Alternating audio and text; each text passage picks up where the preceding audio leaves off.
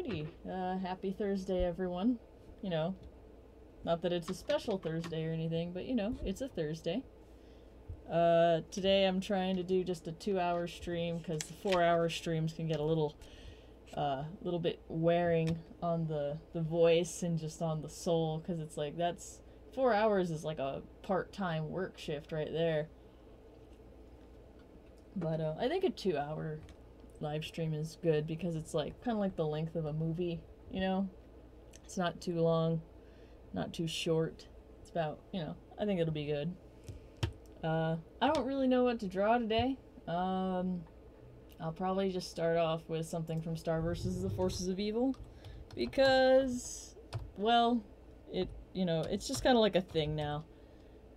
So, I think I'll draw Toffee because I haven't drawn him since God, it's been a while. I can't remember the last time I drew him, so why not? Good warm-up doodle, nice little cartoon stuff, I love cartoons, man. Did my pencil sharpener run away? Where did it go? Oh, there it is. Okay. My Blackwing's almost dead, so I might need to pull out a new one halfway through the stream, but I got my beautiful box of Blackwings right here.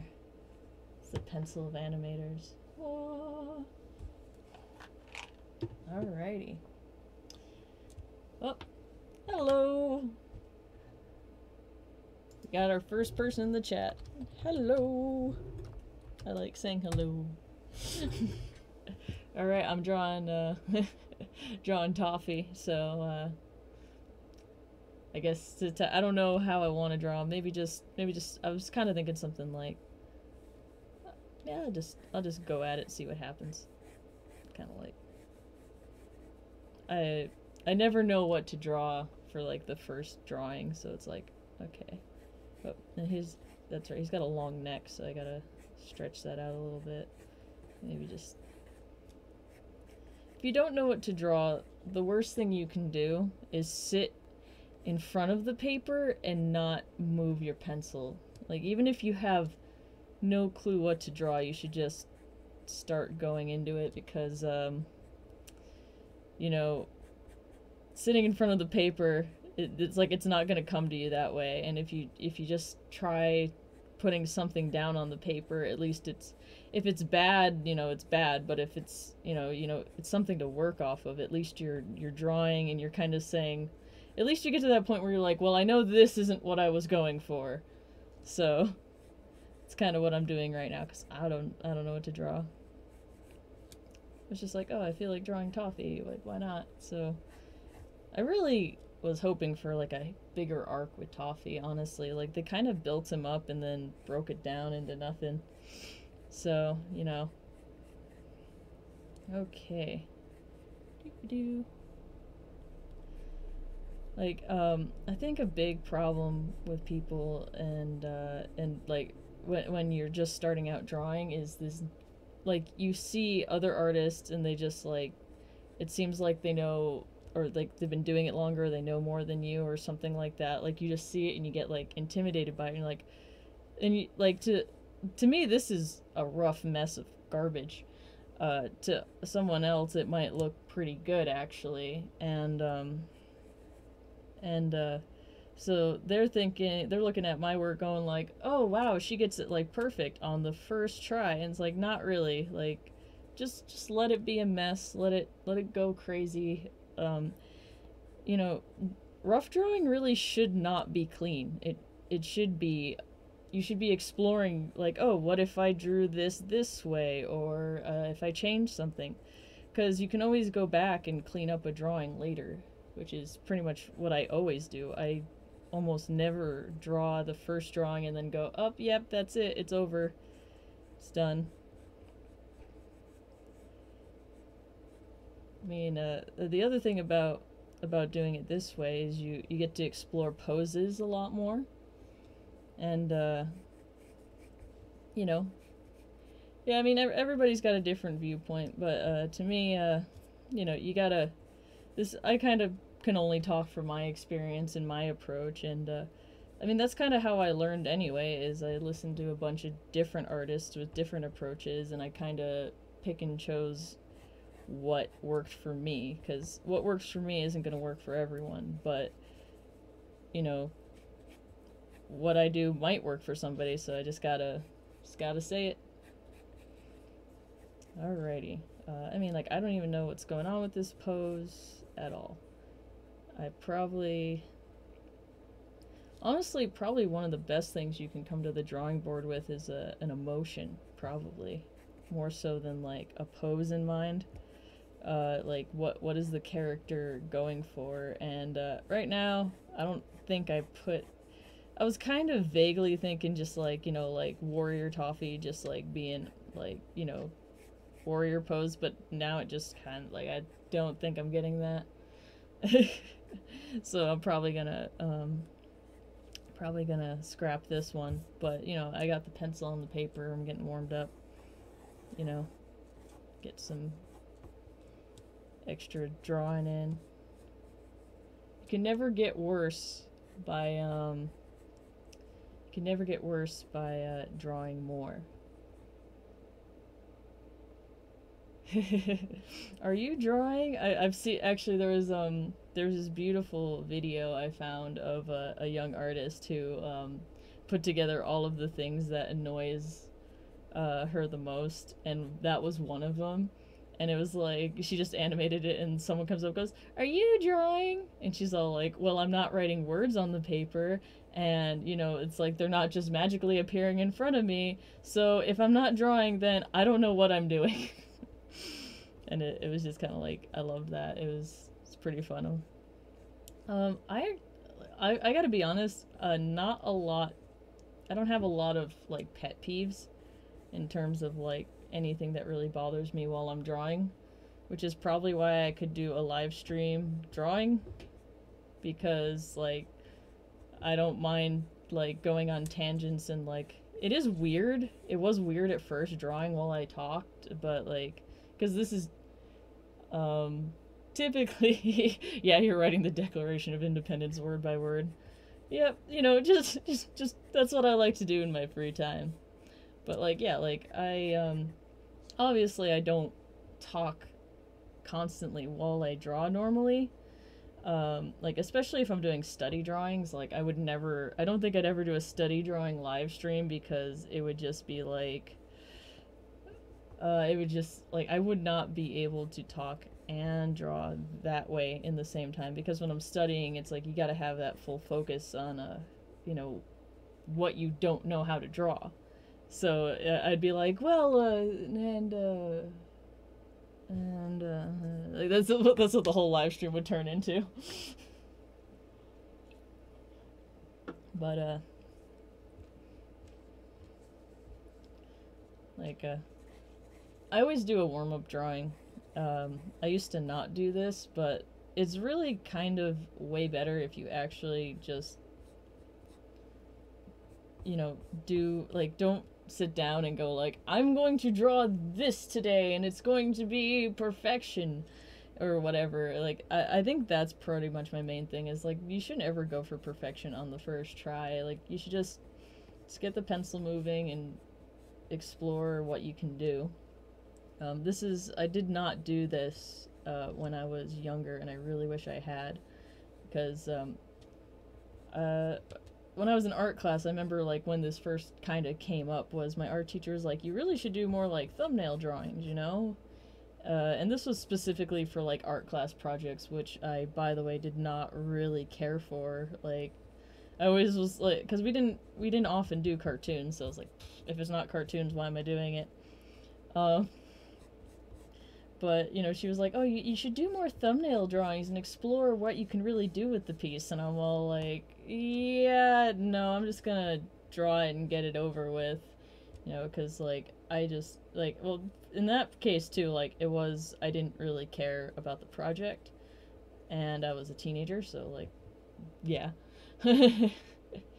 And, oh yeah, I'm never trying to hide my soda. I am addicted to Coca-Cola.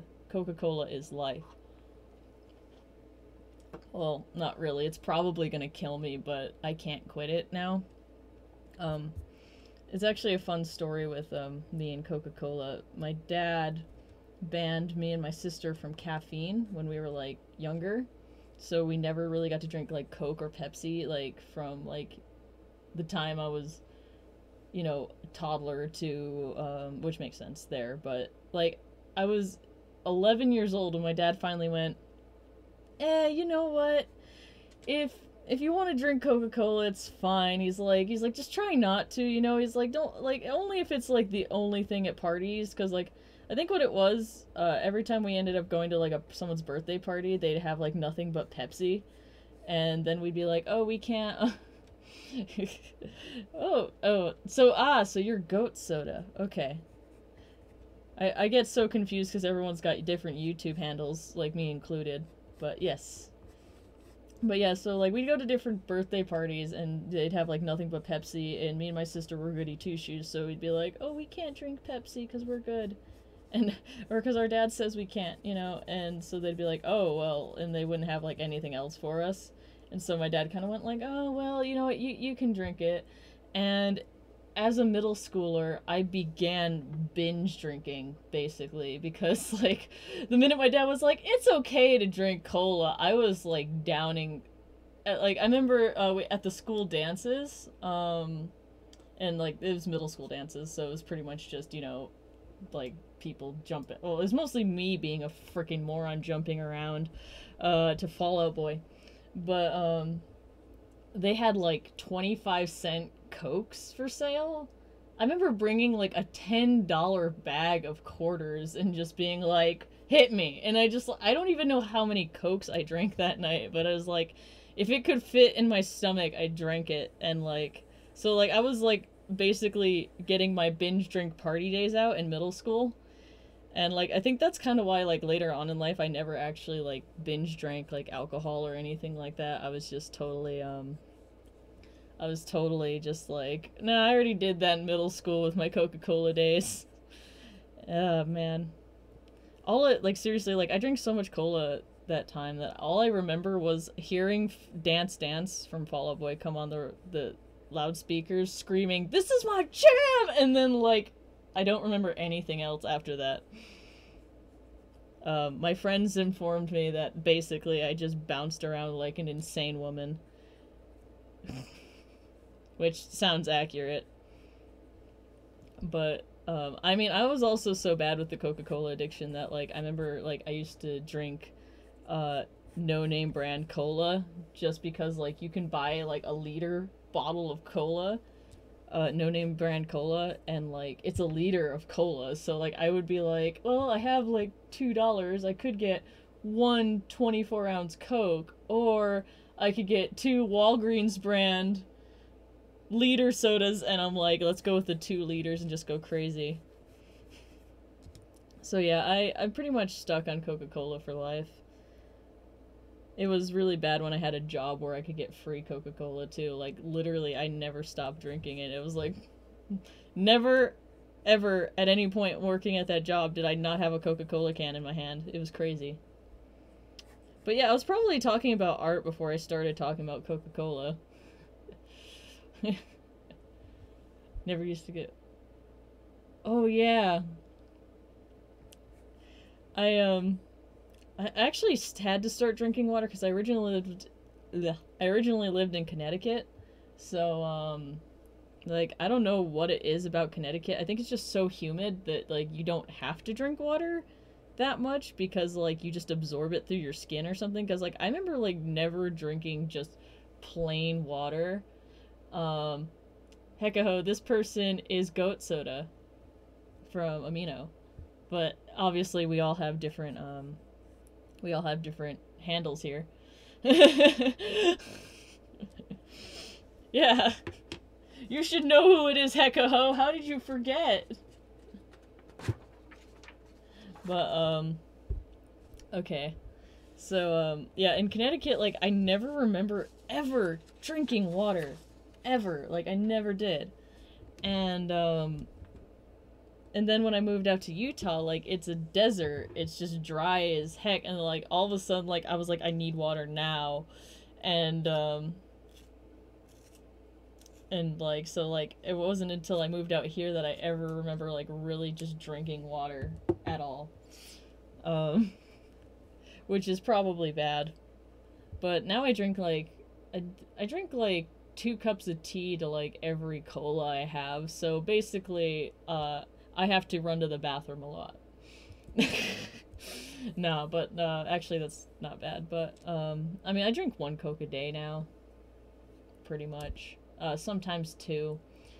You can actually tell what kind of day I'm having by how many Coca-Colas I've drank. If I drank 1, it's a great day. It's a wonderful day. If I drank 2, it's kind of a busy day and I'm like, meh. And if it's 3, then I'm probably somewhat suicidal and you should probably, like, just, you know, be like, hey, isn't life great? Although sometimes I do drink, like, 3 Cokes on, like, a holiday. So if it's, like, a holiday, don't panic. But, you know. Let's see. Okay, I feel like... I don't know if I want to, like, arch the back up or, like... I think I'm gonna try that. I'm gonna do, like, a arch. Because now I'm actually gonna start thinking about what I'm drawing instead of just mindlessly, like, studying the toffee drawings. Let's see. Can tilt his head in, maybe. And, arms out. Do you want arms out or arms in, or... He's kind of got... The interesting thing about Toffee is he's kind of actually got, like, a squarish shape to his head. Like, it's not exactly round. And his hair... Like, honestly, without his hair, Toffee is, like, really just the weirdest design ever. But I really love drawing monsters, so, like, I love exploring, poses that... Oh, I like this. Okay, hold on. But I don't know what to do with the legs, which is also another story of my life right there. But yeah, my brain's working, because every morning I wake up and I forget how to draw. And if I don't draw again, then I forget forever. So it's very important that every day I sit down and I do a warm-up drawing to remind myself that I do in fact draw, and then just kind of work into it. Oh, damn, yeah. See, and then like I get these moments. It's like a medium shot. Oh, yes. Okay. I think I'm making him beefier than normal, but fuck it. I just, like, I feel like I just love drawing, like, beasts. I like drawing beasts, and, most recently I like drawing, beautiful, sexy women. Mostly, the beautiful, sexy women because my whole life I've wanted to be able to draw that. Just draw beautiful, sexy women, but, it's only recently that I've finally been able to. So... Hello, DZ. How's it going? We have a new person. Their name is Simone A. O'Drain on YouTube, but I know them as Goat Soda on Amino. And right now I am drawing Toffee, or attempting to, and talking about how my 2 favorite things to draw are monsters and then sexy ladies. And that's basically what you missed. Oh, you missed my and you missed the whole history of me binge drinking Coca-Cola, but I mean, it's not that interesting, you know. I mean, I guess you could watch it on the replay. Yes, I love drawing beautiful, sexy women now because I can. I never used to be able to draw them. And, I mean, that was basically the thing in high school.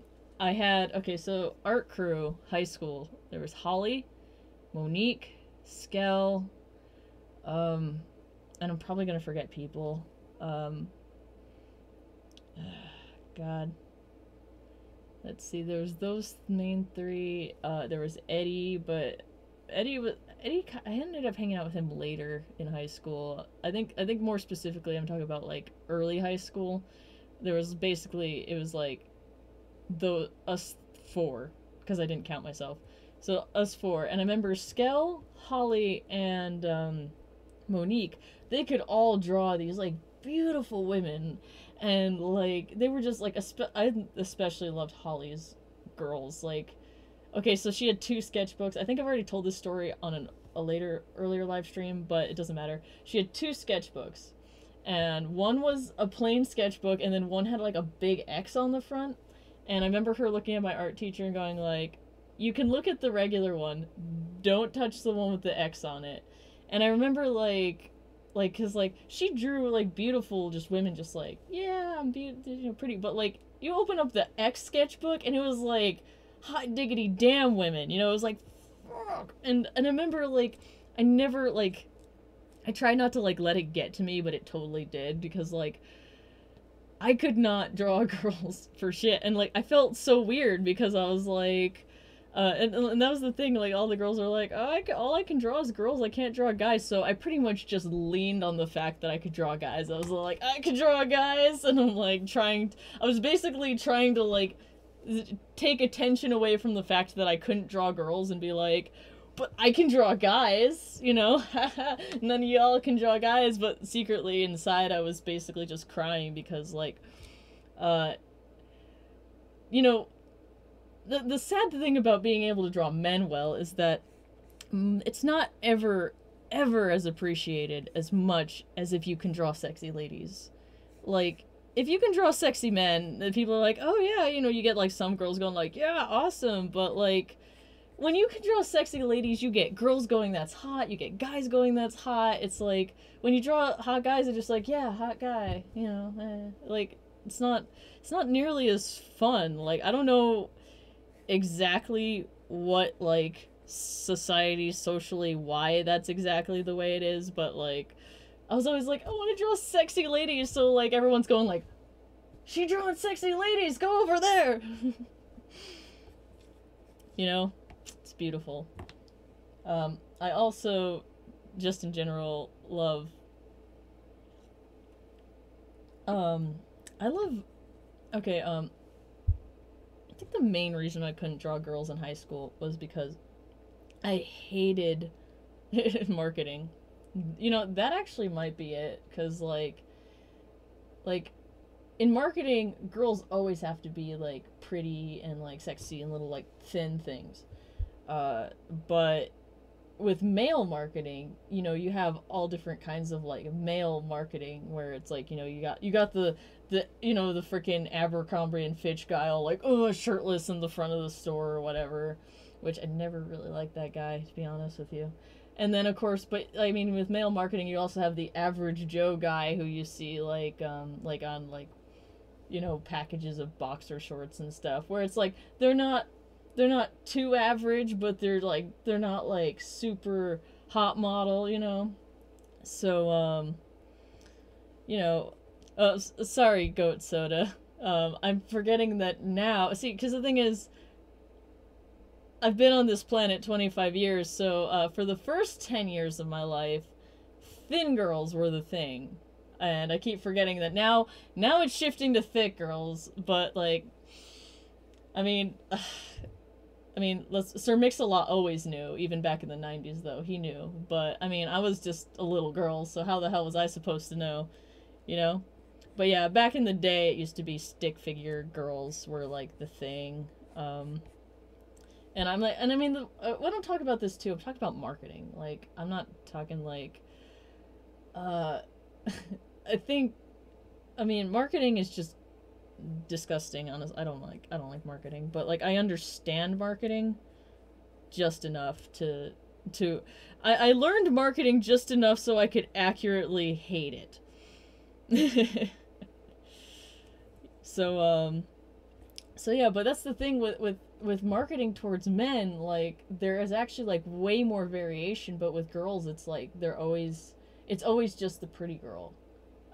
It's like there's not much marketing in the ways of like are you an average female with an average build? It's like, no, like everything marketed towards girls has like the sexy thin lady on the cover like doing the stupid sexy pose, I don't know. I mean, it's pretty fucked up, but I don't really know what I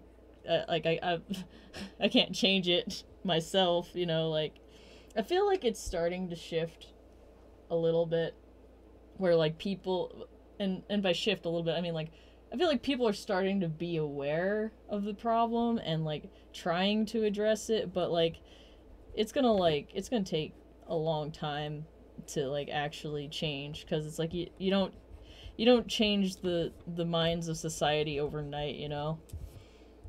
But I mean, I guess it is what it is for now. I'm not gonna say there's no hope, but you know, definitely um, way more emphasis on girls having to be pretty though.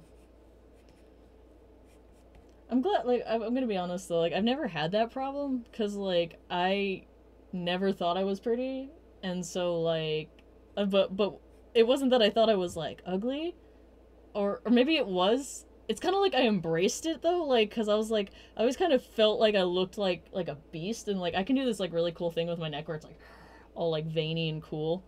And like so I remember like never being like, oh, I'm just an ugly girl and I'll never be pretty. I remember just being like, I'm a fucking beast.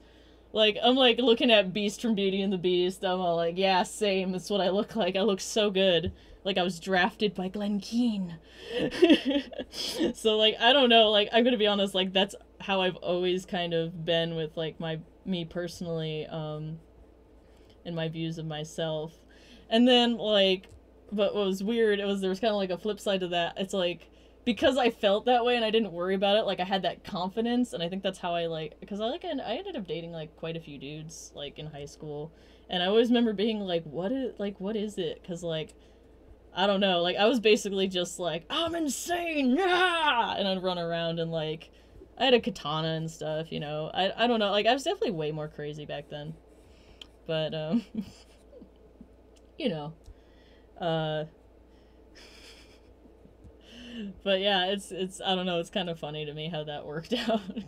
I was the only girl who was like, yeah, I'm ugly, but I look like a beast. It looks great.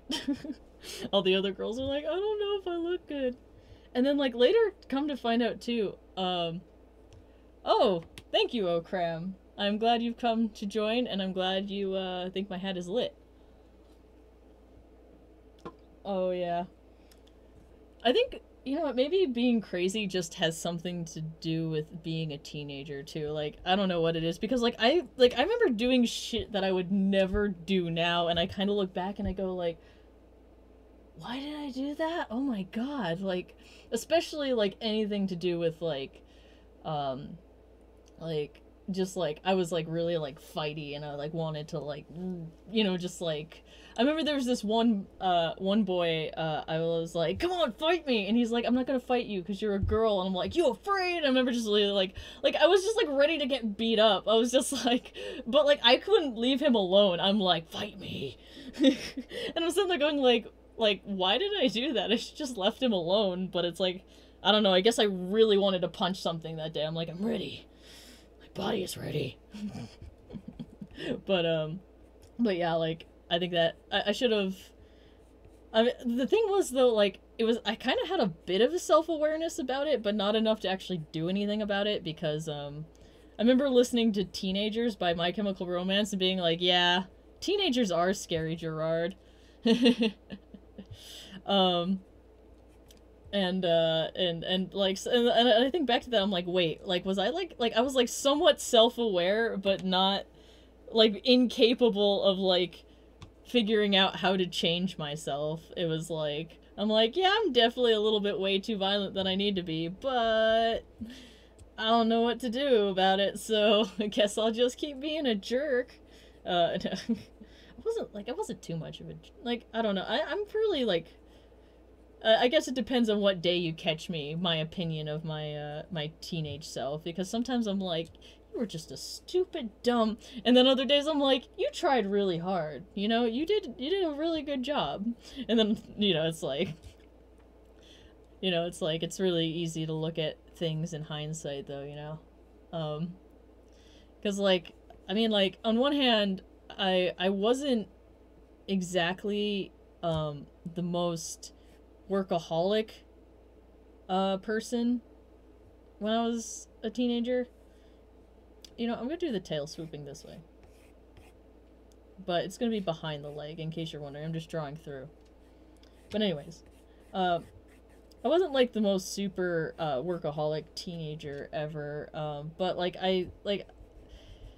it's kind of hard, like, because on one hand, like, I sit there and like I remember being like, wow, I'm so lazy, but then like I think about all the stuff I was doing and I didn't even like realize how much I actually was like doing work-wise, because like I was like waking up at like 5:45, catching the bus at like 6:30, getting to school at 7, going through the whole day with like all of the you know, with all that comes with school.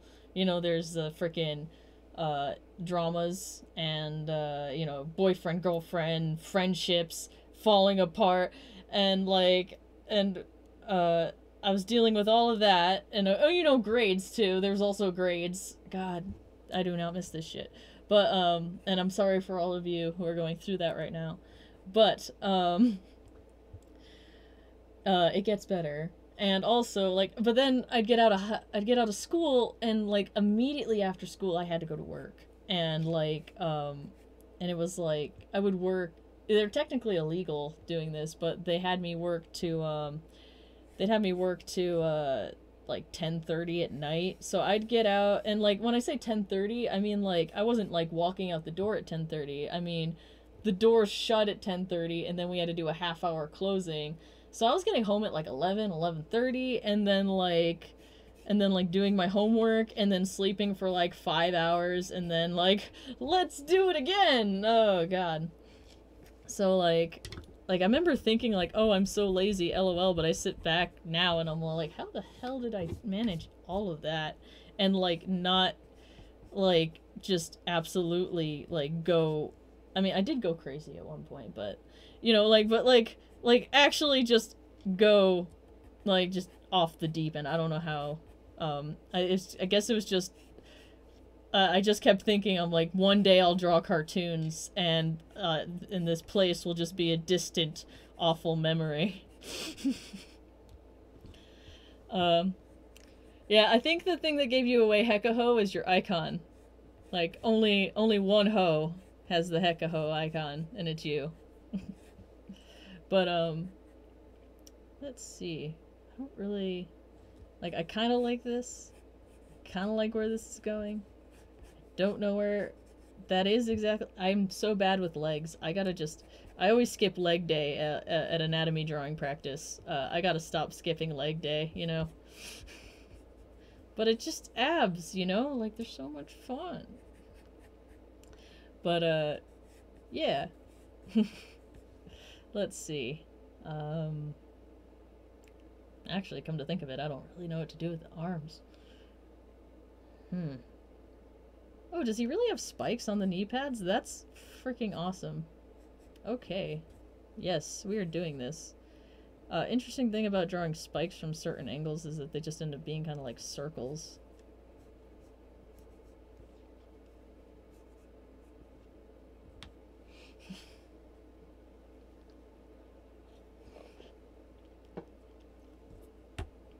Honestly, I haven't changed. I changed my YouTube icon for a thing one time, which I don't care to explain, but it was pretty funny actually in retrospect. But yeah, I just never changed it. You got a question? Okay. Go for it. Let's see.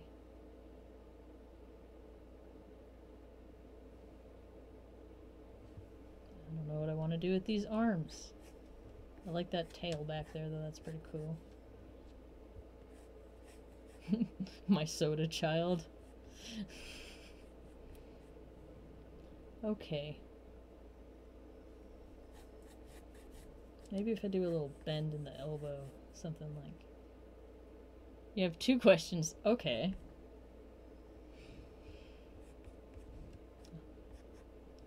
I am anxiously anticipating these questions because there is a delay.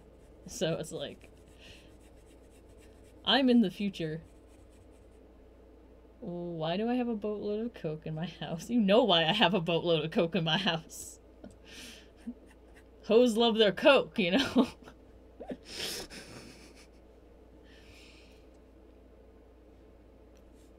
That's a ridiculous question. Why do you have a boatload of soda in your house? I have a fridge completely dedicated to Coca-Cola. It's a mini fridge, but like there's literally nothing but Coca-Cola and then a bottle of white wine. And the bottle of white wine is because every once in a while, you know, animators, we hit this point where nothing we're trying to do works, and you just pour yourself that glass of wine and go for it. But, you know, you know, I don't get, like, drunk, but, I mean, obviously. I did get drunk once, though, for science, because, I wanted to see if I was an angry drunk or a happy drunk. So it was a controlled environment. I had friends. They're like, let's see what happens. So I drank, like, a ton of rum and Coke. I don't remember how many. Probably 4, I think. I don't know.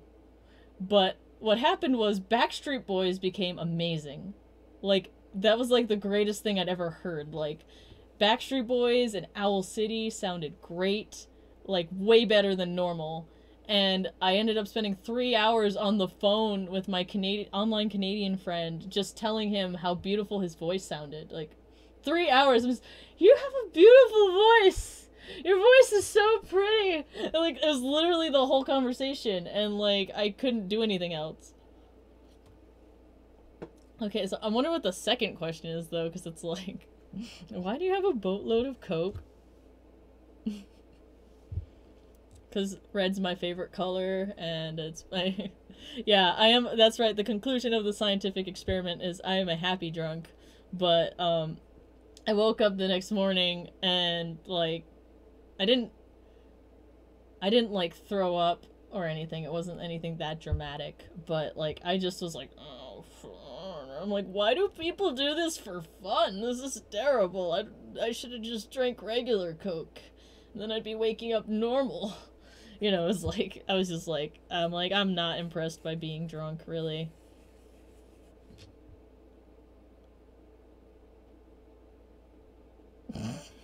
Well, oh, it is fun when other people are, like, drunk and you get to watch. That was what I did that in high school because my sister was cool. And, like, and I don't know why, like, I think I was just, like, her pet, basically, more so than her sister. Because she dragged me everywhere. And I remember her dragging me to college parties, and I was, like, a freaking... God, I think at that time I was a little freshman in high school at a college party. They all got, like, the frat stuff. I'm just like, I'm a little... tiny freshman, wah! And like, and it was funny though, because you know, there is the guy with the guitar. There's always the one asshole with the guitar. And like, I was just there, and like, I had Pokemon with me. It was Pokemon Pearl, and I remember there was this other guy I knew there who had taught me Photoshop, and I might not have been a freshman yet. No, I think I would have. Shit, I would have been a sophomore. I can't remember. I was still tiny. I shouldn't have been at this party. But anyways, and I saw, Victor, who taught me Photoshop and taught me how to use a computer and everything. And, I gave him, he was totally drunk. And, I mean, he's Russian, so he'd been drinking lots of vodka. And I went, here, play this. And he's like, what? Why? I'm like, just do it. And he's like, okay. And so he started playing Pokemon, and it was just so... That was entertaining itself. Like, I didn't need a drink. I just needed to watch this drunk Russian guy play Pokemon. He's like, I don't know what I'm doing. And then, like, he ended up in the water somehow, and he encountered a Golduck. And he's like, I'm gonna catch it. And I'm like, alright. And he caught the Golduck. He's like, I'm gonna name it Cheez-It. And it was just like... I think I did just say just do it. Like, I really think I did. Yeah, so he's like, I'm gonna name it Cheez-It! So, like, every Pokemon game, I think, like, I've ever gotten since then, I always get a Golduck and I name it Cheez-It. And I don't necessarily use it, but it's just there, because I'm like, lol. You know, I've been meaning to do this. You know, like, when you need to do something, but, like, I don't know, it's just kind of like, and I don't mean like, the vodka thing is true with Russians. It really is. BT dubs. And, they are also awesome with computers. But anyways, like, Like, when you're meaning to do something, and it's not like, I don't mean like, oh, I meant to do a chore or something like that, but like when you're like, man, I haven't talked to that person in a long time, and like they really were kind of important to me. I really ought to like give them a call or something like that, you know, like that kind of thing.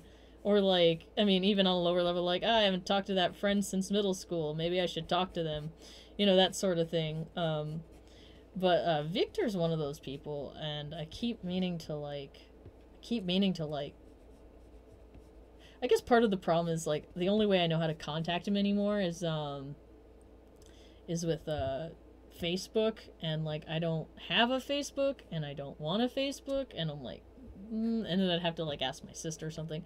But that guy spent like, it was about like 6 months or so. He was. I remember I was just like, like I wanna get better at digital art. I wish I could get Photoshop and stuff. And like he's just like, I'll get you Photoshop, and I'm like, you will? And he's like, yeah, sure. And like he literally for 6 months just like would come over to my house at like just like whenever I was free or whatever, and he taught me how to use Photoshop. He taught me how to use a computer, which like I still like whenever my computer has problems, I pretty much can fix it most of the time because he taught me that stuff. And it's like, and he did this for like absolutely no reason at all. Like he was just like, oh yeah, sure, I'll show you this stuff. And like he helped me get my he helped me get a computer. Like I had the like I bought he didn't like give me money for the computer, but like I was saving up money for a good computer, and he knew this place where I could get like a hand built computer with all my custom parts in it. And he's all like, yeah, you know, and you don't have to get one that's like out of the box, and it's a lot better. And so like he helped me get my first animation computer together, and then he helped me get my first version. Well, no, wait, not my first version. My second version of Photoshop. The first version I ever had was like a piece of shit. I don't know where it came from. Oh wait, there was a girl in school who's like, oh yeah, my grandma has like extra versions of Photoshop because she worked with some company or whatever, and like it was a really bad version of Photoshop though. It was like Photoshop 7, and like at this point CS3 was out, so it's like it was like old. But then Victor showed me how to get a cracked version of Photoshop. So I had CS4 or something like that around that time. And like he literally he not only helped me get the program, he showed me how to use it, he showed me how to work a computer, he showed me how to like learn anything I wanted to about a computer, like how to find it. And it was like, and he did it for no reason, and like I don't remember ever thanking him, and I feel like such a dick. It's like he sat there, like he didn't even need to. He's just like, yeah, I'm gonna, cause like I don't know, that Victor was he was definitely a weird guy, but like he was a cool weird guy, you know, cause like without that without him teaching me Photoshop and stuff, like I wouldn't have been able to bluff my way into the animation studio. And because I did that, by the way, guys. I bluffed my way into an animation studio, and I got an internship because I was basically like, oh yeah, I know how to use Photoshop, and I'm like, thank you, Victor. I was like, oh my god, this is getting messy, but that's alright. So, yeah, like, pretty much without him, like, I wouldn't have started and figured out things, and I wouldn't have been able to get into the animation studio, and I wouldn't have learned everything I learned there. And it's like, and I've just never thanked him for that, and I feel so terrible. I don't like that arm. I don't know what to do with it, though. Doesn't look like he's really in battle, more so as he's all like, hey, do I look good? Like, I feel like I should put that arm... you know what? This is actually pretty funny. I think I might keep... I was gonna try and go for cool, but let's go for silly. He's all like, hey, do I look good?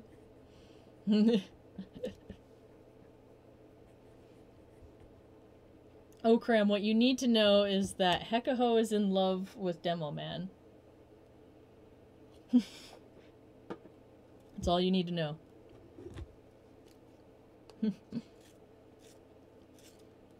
Actually, Hekaho, there's a song, it's called Cyclops Rock by, They Might Be Giants. You might like it. It's, They Might Be Giants is definitely weird shit, but, like, you might like it. Because you like weird shit. Let's see. Yeah, like, that's the thing too, I was going for, like, I was going for, like, some cool battle pose, but now it's like, I feel like if I put his arm up like this, like, hey, ladies, I'm Toffee. I almost feel like I could probably, like, hang his arm down even, and, like,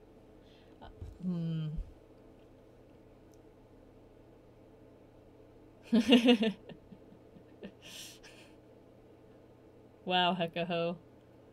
You just love yourself some Demo Man.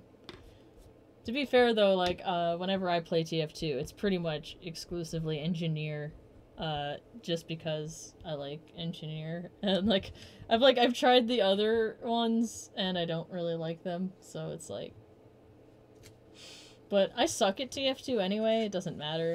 I tried playing online, and I was just so bad that I'm like, I don't even know why I'm bothering, and I remember just playing, basically I would just, like, set up offline mode and just, because mostly I only played TF2 basically to, like, vent.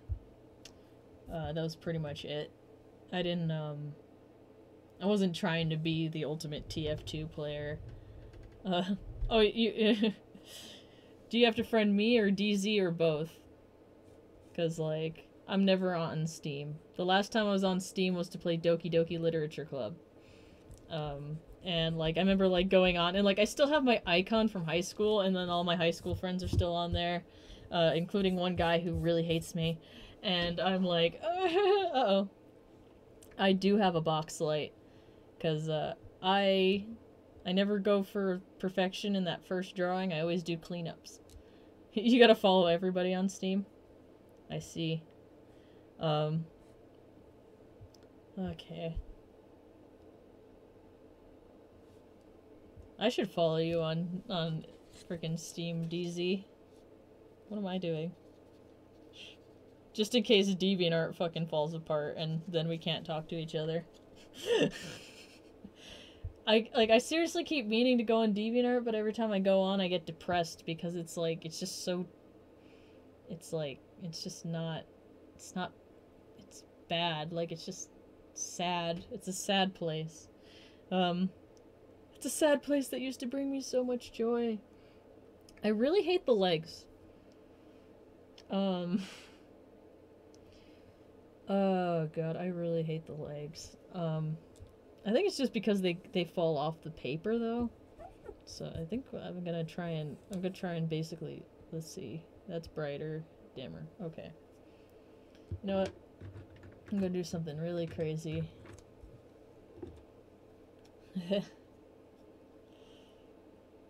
Oh, be careful when you search for Doki Doki Literature Club. It's not... Okay, there's a warning for people with, depression and anxiety that they shouldn't play the game. And I didn't take it seriously, and you should definitely take it seriously, because when that first story arc happens... like, I have it all on video, but I haven't shown anybody, because, like, literally, like, it's just, like... You watch me go from, these anime girls suck, blah, blah, blah, yeah, you know, and I'm just like, I'm basically just, like, joking and whatever, and, like, oh, I had the kids with me, too. My boyfriend has 2 kids, so they wanted to see what, they've been seeing the memes, you know, and they're like, what's it about? And I'm like, yeah, we can come play it together, who cares? And, like, they were fine, but I was fucking breaking down, on that first part of Doki Doki Literature Club. And I was like, I, like, literally spent the rest of the night, like, with a samurai sword clutched in my hand, like, I will avenge my waifu! And that was pretty much me playing Doki Doki Literature Club. Which is why nobody has seen the video. I'm never gonna show that video. Oh my god. Not to mention, like, I'd have to edit it. It's, like, 4 hours long. I still have nightmares about Doki Doki Literature Club. I actually had one the other night. Actually, this one was good. You guys might enjoy this. Because the thing is, it's like scary movies and scary games. They don't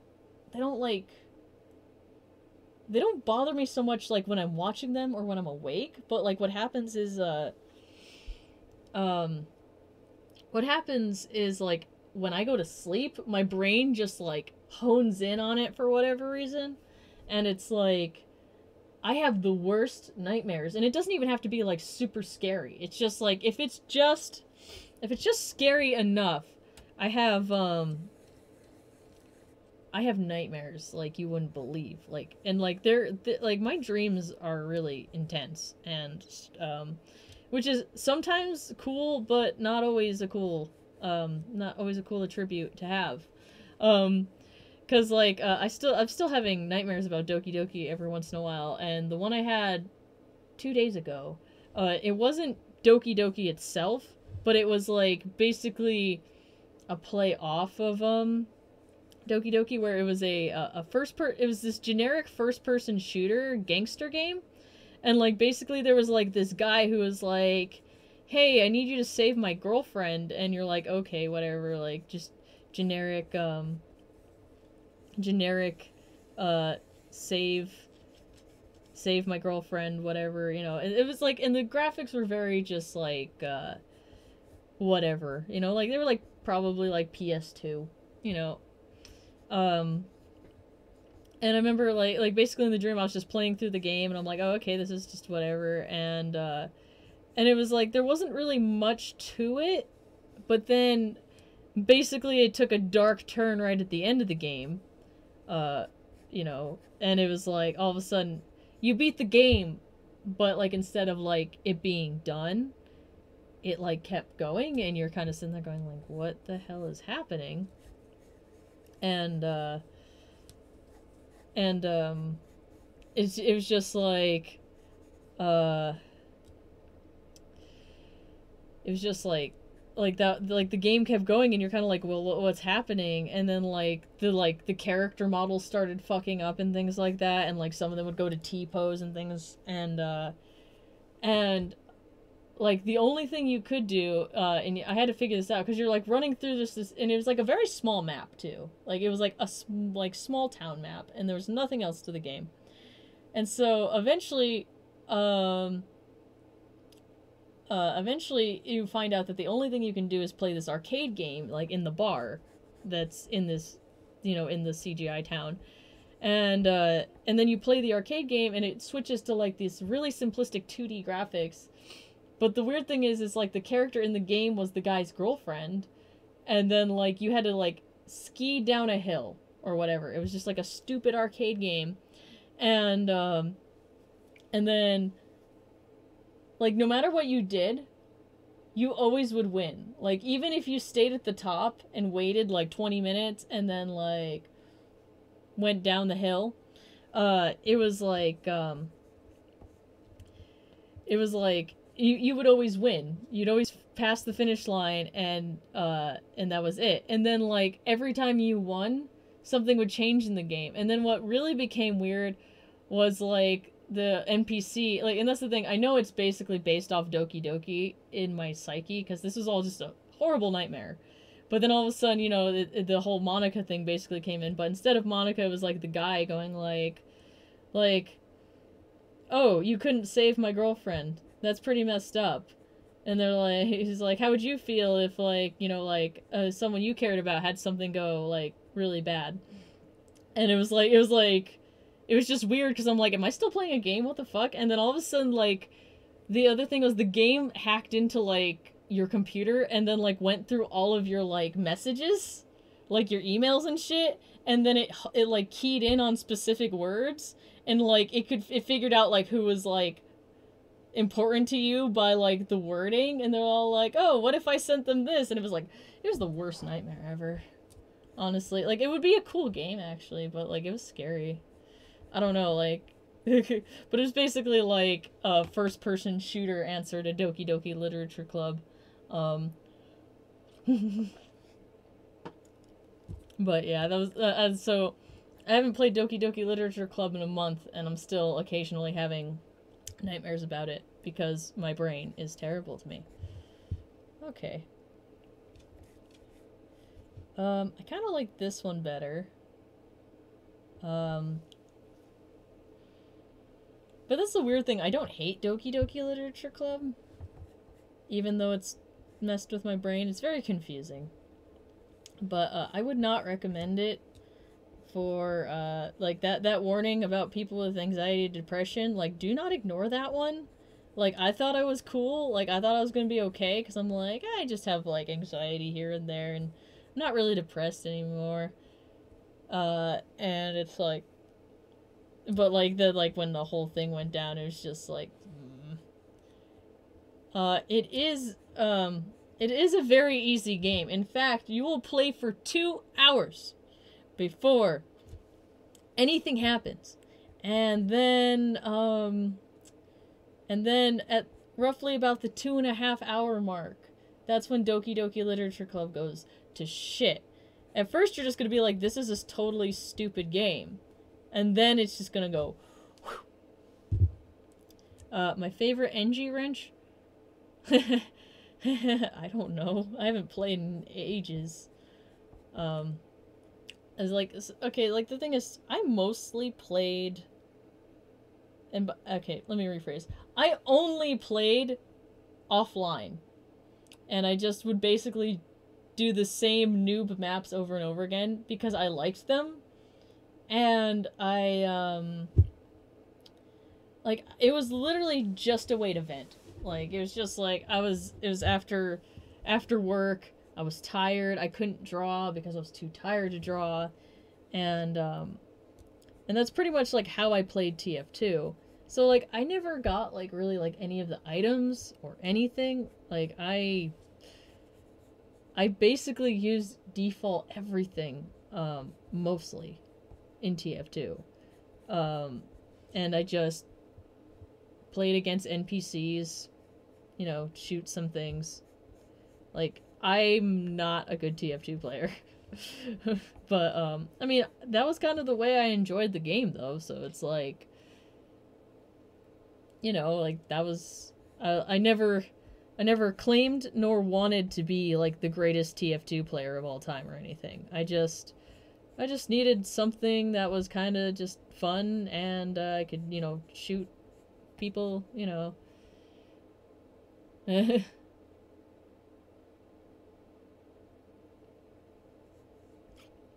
Like, I'm, like, that's the thing, too. I used to play TF2 so much, but I never got good. Like, unlike, like, you think I would've, but, like, nah, I never got good at TF2, and, like, I don't know, it never bothered me, though, because I didn't care. I'm like, basically, like, the way I felt about it was, like, I don't want to play TF2 the rest of my life. I want to be an animator. My drawing is phenomenal. Well, actually, back then, I had no self-esteem. I never would have said my drawing was phenomenal, but it was actually pretty decent. And I was like, but I was basically like, I don't want to spend my time owning and, like, making my TF2 skills the greatest TF2 skills ever. Hell no. I just wanted to. I've been going to school. I had spent all night at work. There was probably some fucking douchebag who was like, my coffee's not right. Some stupid bullshit. I just wanted to go home and pull out that rifle and, like, just shoot some people, set up my fucking sentry, have it shoot some people, you know, like, run around, boom, boom. That's all I wanted to do. I didn't care about being good. I just cared that I wanted to shoot something.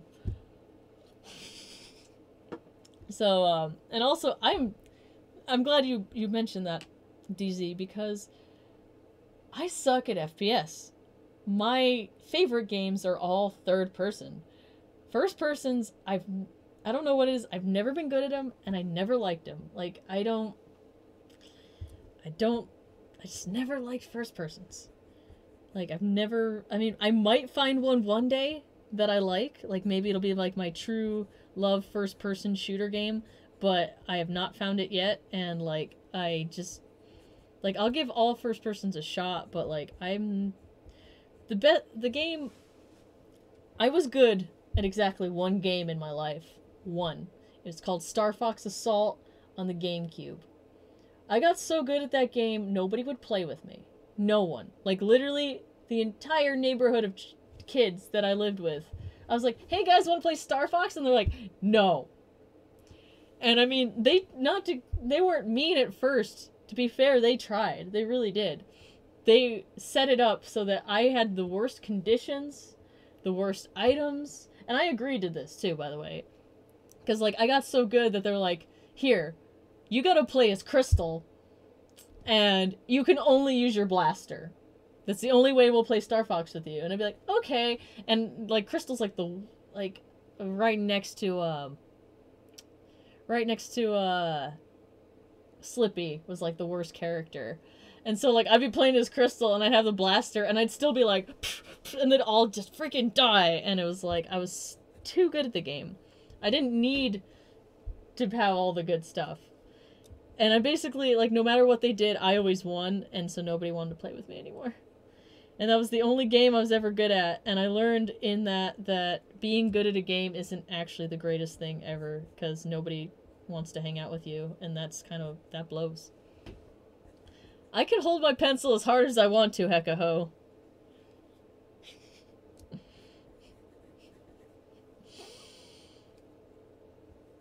This is a Carandash colored pencil. The Swiss make really nice pencils, by the way.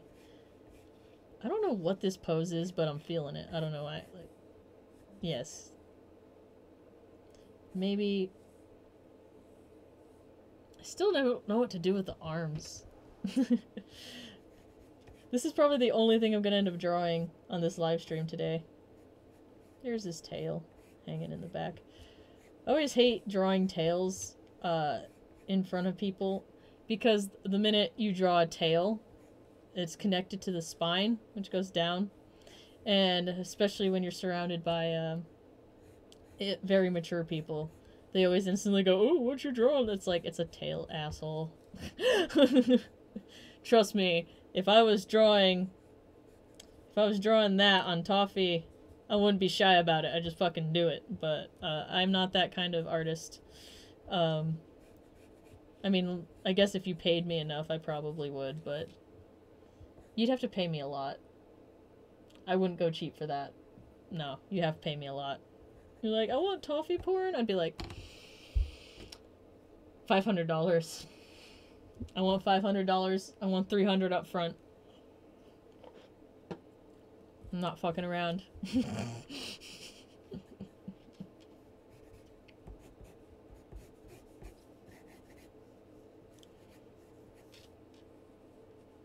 But yeah. I probably still wouldn't do it. Honestly, even if they're like, oh, I'll pay you $500, I'll be like, I don't want to draw Toffee's dick, okay? Don't understand you sick bastards' obsessions with genitalia anyway. Like, I really kind of like, it looks like he's like I like the leg coming towards the camera, but I hate the arm. I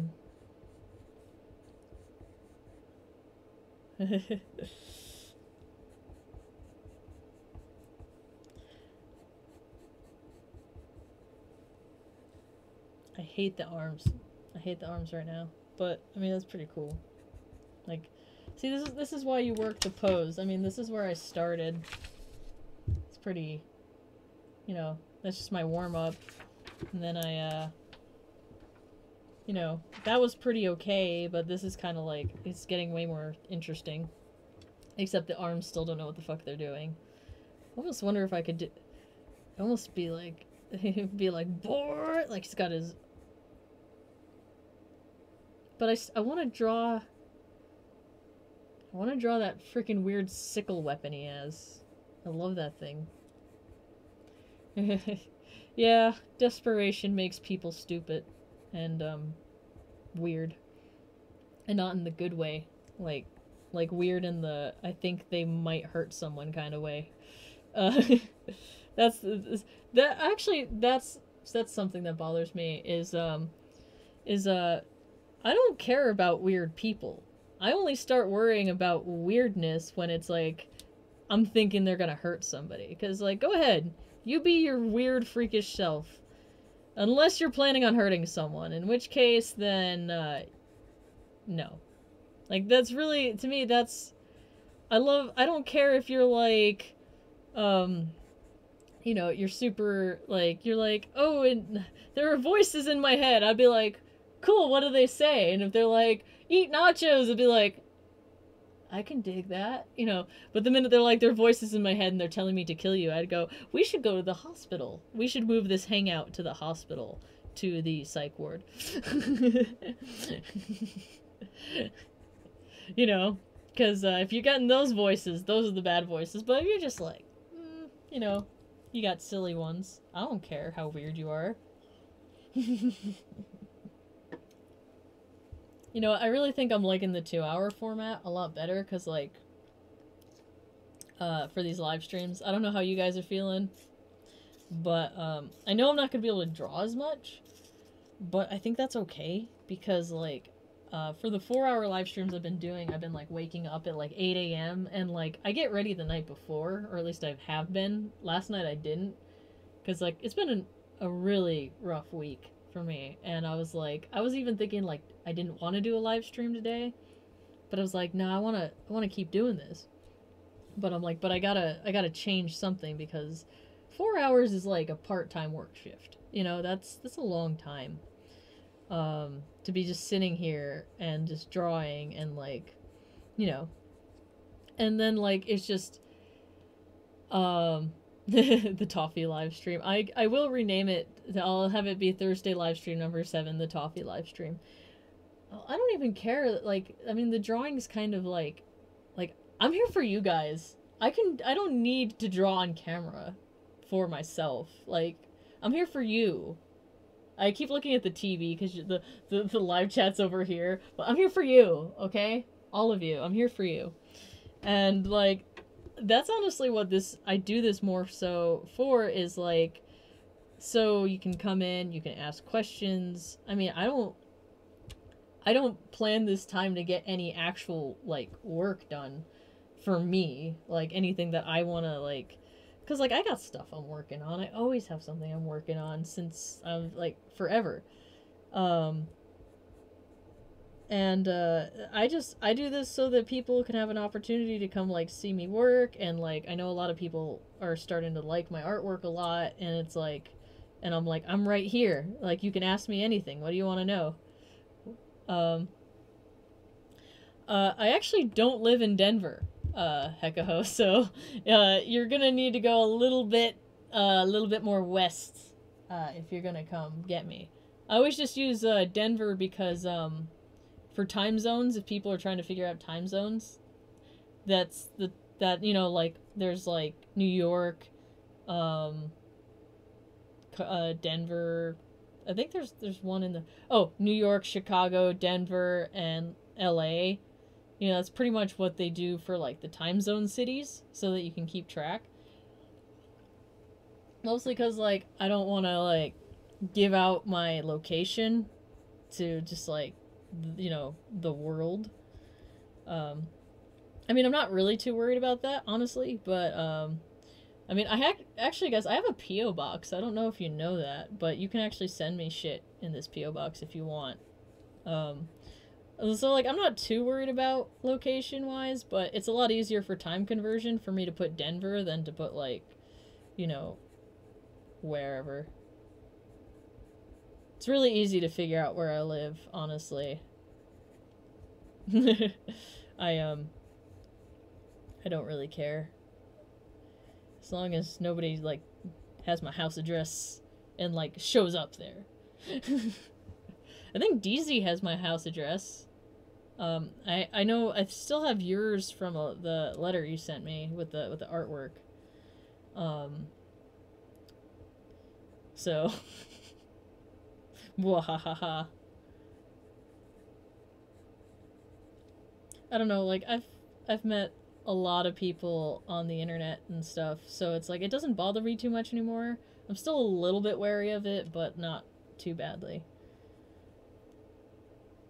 But, I honestly should probably put my P.O. box. I should if you guys want. I don't know if anyone would be interested in sending me snail mail, but I could start doing like like I'll put your guys' art over here or something like that. That could be fun.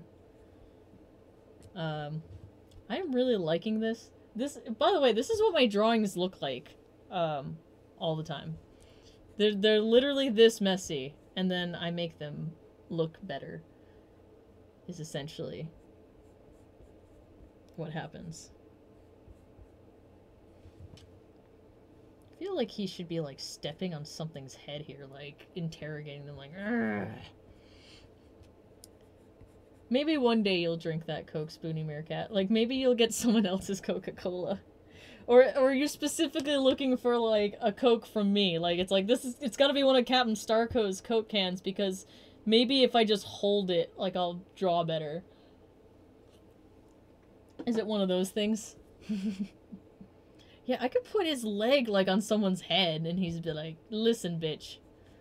Yeah. Oh yeah. Now I'm starting to like this drawing.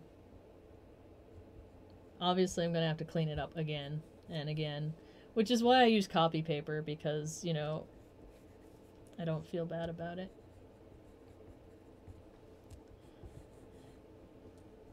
You ever get that sketchbook, and it's, like, the most beautiful sketchbook in the world, and it's, like, you don't want to draw on it because, like, you're going to ruin the paper? Because that's the worst sketchbook. You should never, ever have that sketchbook. I've heard, like, ways to get around that, too. They're like, oh, just tear an edge off the paper, and then you'll feel like it's not perfect anymore, and then you can draw on it. I'm like, that's not gonna work for me. I love having just loose papers everywhere.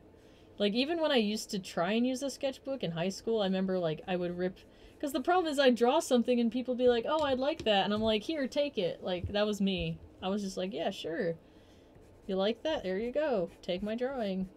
Glad someone likes it. Oh, dude, I could put his toes up here in, like, the can... Ah! Yes! Yes! This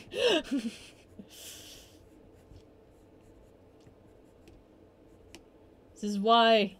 Oh, I'm definitely gonna have to bring that knee up more, though. It's gonna have to come up more to work in perspective the way I'm hoping it to. And, yeah, it's like... where did the horizon fall? Fuck.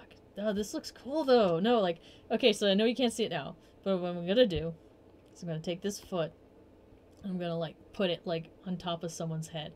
I don't know whose head it's gonna be, but it's gonna be someone, and it's gonna be like he's, like, interrogating them. He's like, hey, yeah.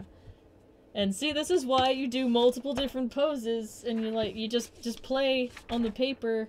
I didn't know exactly what I was going for when I started, but now I have this beautiful masterpiece in front of me. I'm like, this is golden. But, like, yeah, where do I want the horizon line to fall? Because I always fuck that up. Let's see. I'm gonna cheat just for a minute. And by cheat, I mean I'm gonna check something. It's on the wrong mode. Okay.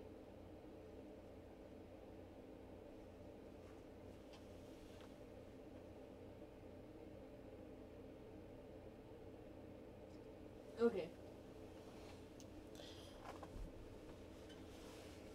When I die, if anyone ever goes through, like, my photos, like, from my phone over the past, I'm gonna say, like, 7 years, I do this where it's like I take random perspective shots, or, like, I just see something I like, and I'm like, I take a picture of it. So, like, if anyone's ever going through my pictures, they're gonna be like, you basically have to play the game of, I wonder why the hell she took a picture of this.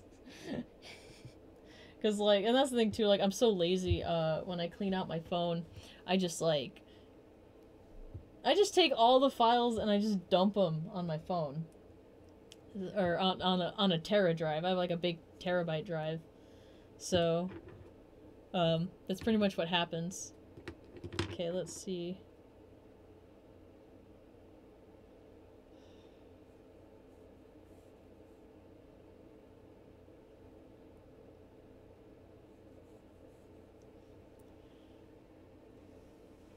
This isn't as helpful as I thought it might be.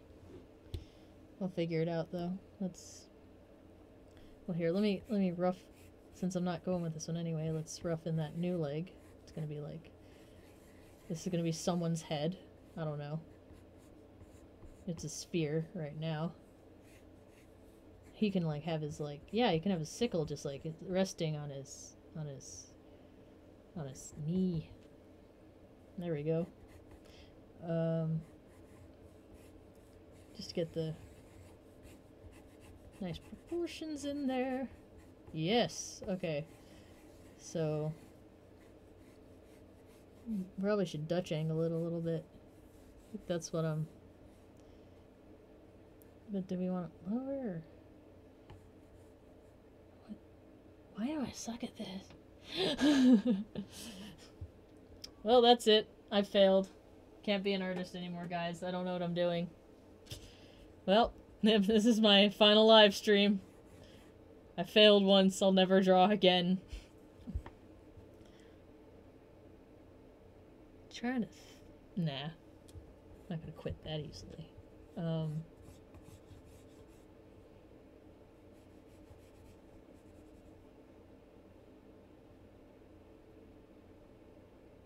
feel like the ground layer is gonna be low, but it's gotta be...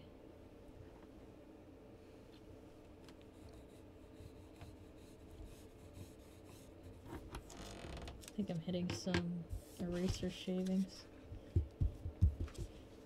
I'm a fraud! Why did I ever think I could do this? Me and my foolish 12-year-old dreams. Drawing cartoons. Alright. Yeah, another thing you should know about my drawings.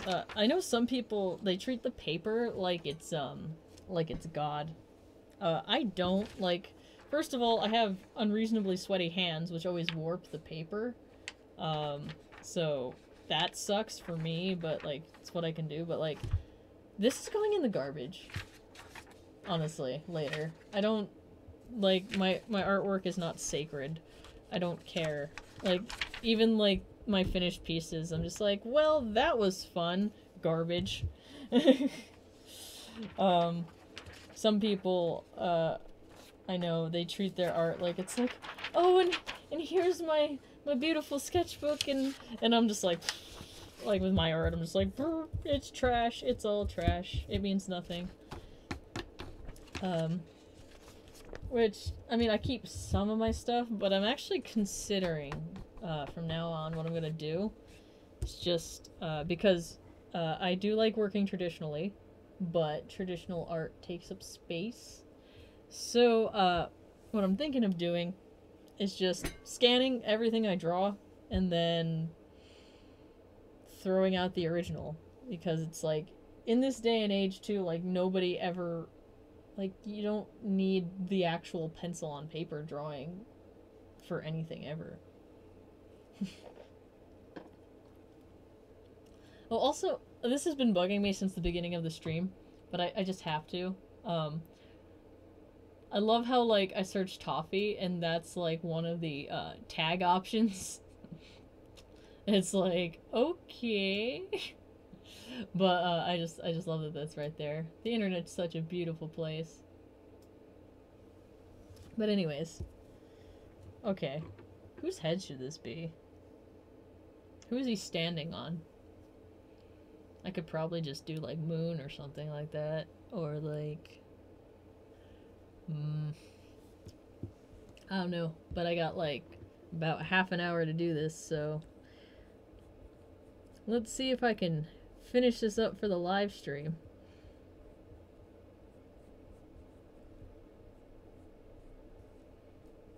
Okay. By the way, this, I'm calling this a cleanup, but if I'm gonna be honest with you, like, this is what I call a rough cleanup. Mostly because, you know, animation.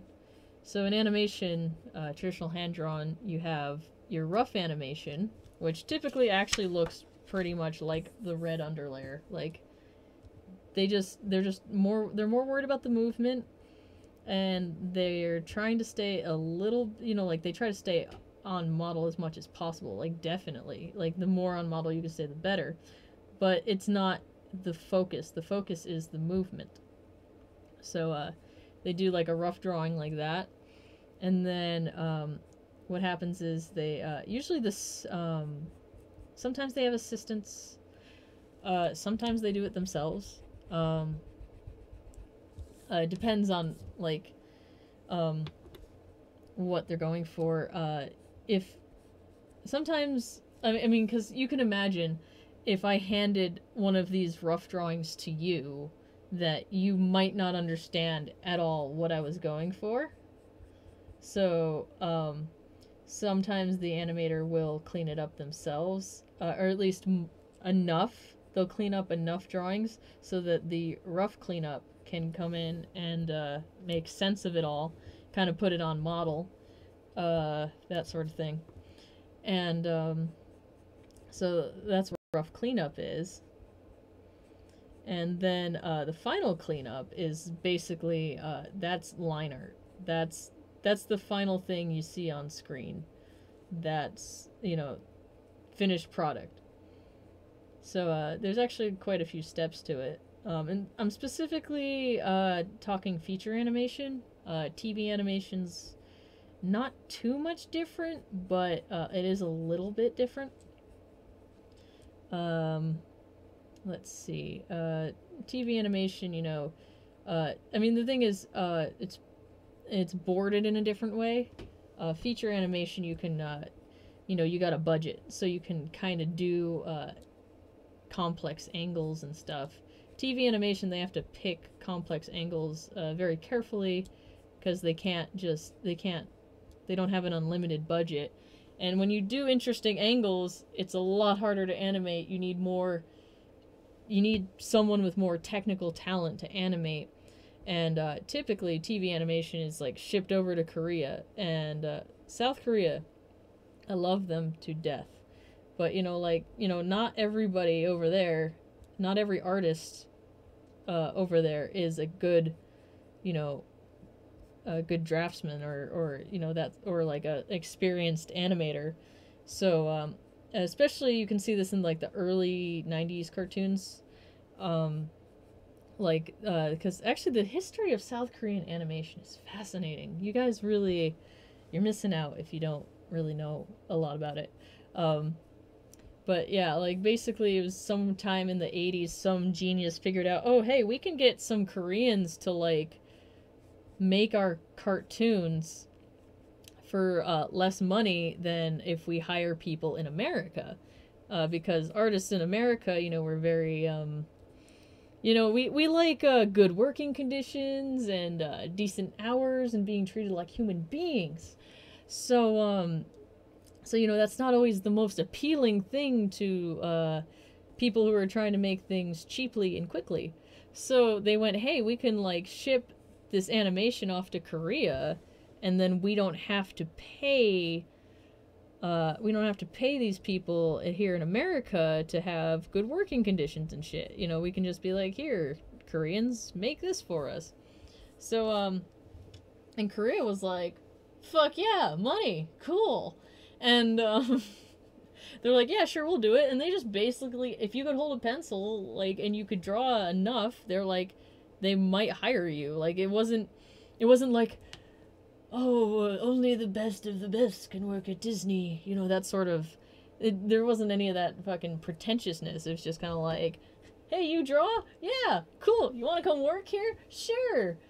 I remember one guy, he worked in Australia, and it was the funniest thing, though, because, like, he went to, I don't remember what school he went to. I think it was I think he went to Cal Arts, actually, which makes it even better. But, he went to Cal Arts, and then he went to go work in Australia for a while, and they're like, so, you went to school to make cartoons? And he's like, yeah. And they were just... They were laughing. They're like, what did they teach you? Like, what are you talking about? That's the most ridiculous thing. Like, it was the funniest, most ridiculous thing they'd ever heard in their lives. That, like, someone would go to school for cartoons, because they're like, you know, like we just like we you just teach it as you go out here. Like I think when this happened to this guy, this would have been like late 80s, early 90s. So it might have changed now, but like uh but like it was just like, to me it was just like I love hearing that too, because um I'm not against art schools at all. However, I am pretty fucking sick of the concept that if you don't go to college or you don't go to some sort of educational place, that there's no way you can learn what you want to learn or do what you want to do. Because if my life is a testament to anything, it's probably a testament to that, because I did not go to any school for cartoons. I wanted to go, and I couldn't go for financial reasons. And I've probably told this story a million times. I'll tell it a million times more. I don't care. However many it takes. Going to school can be helpful, but it is not the end of, it's not the end of the world if you can't go. It's not like it's impossible to figure out how to do what you want to do. I thought I was going to be able to go to school, and then basically I wasn't able to go to school, and I picked up books, and I was actually really mad at myself. I'm going to be honest, because I remember thinking, okay, I mean, I was a teenager, so, you know, like, when you're young, pretty much everything is on your parents, because you don't know any better. I mean, it's not that you're stupid, it's just kind of like you're at the mercy and the will of their knowledge, which is terrifying when I think back to it. I don't know how I lived. But, somehow I survived. But I just completely banked on, well, I'll get through high school and then I'm definitely going to college. It's definitely a guarantee. And then they'll just teach me animation then. Like, I don't really have to... I remember just thinking, like, I'll just learn how to draw as well as I can, and then they'll teach me how to make the drawings move. And I don't need to do anything else. You know, I can just, you know, as long as I get good grades. And I mean, to be fair, my thinking wasn't totally the worst thinking. I mean, that's not a bad thing to think. Like, I will just get good grades, and then I'll go to school, and I'll learn what I want to do. And that'll be that. But, then when that didn't happen, I had this moment realizing that my whole life I'd sat there and all I wanted to be was an animator. And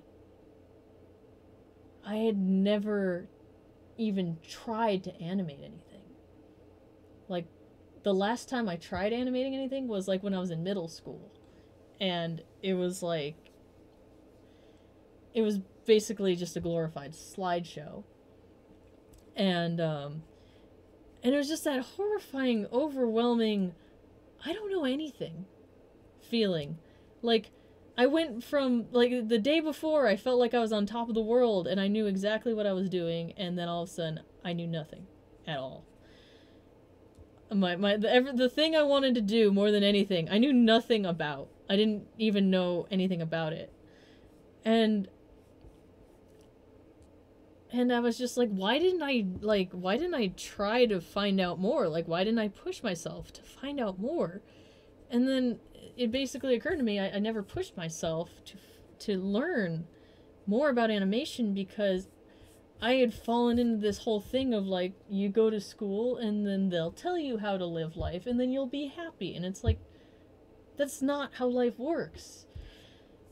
And so I sat there and I'm like, I know nothing about animation. I know nothing about anything. I don't even know how, you know, like, taxes work. I don't even know how, like, that was the thing. I didn't get to go to school because my parents' credit was so bad that they couldn't make a loan.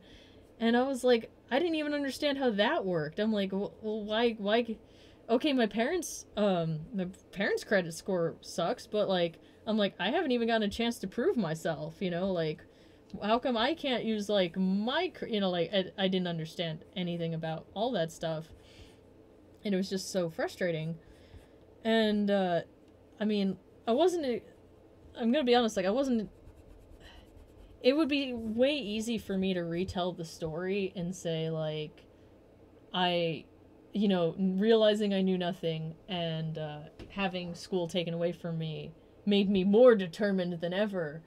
And, you know, and like, oh, and so I got books and I started learning, and it's like, but that wasn't really the truth. Like, that wouldn't be true. It'd be really easy for me to do that, but it's not true. I mean, I was just, like, super depressed, and I didn't know what to do with my life, and I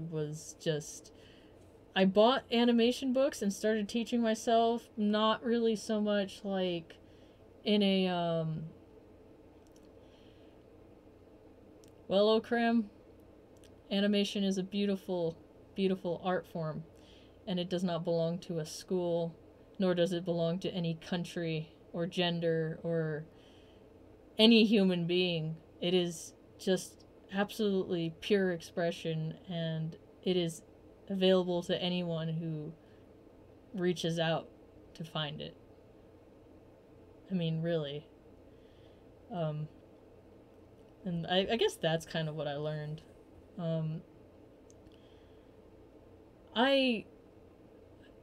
There is this huge thing that if you don't go to school, that it's impossible.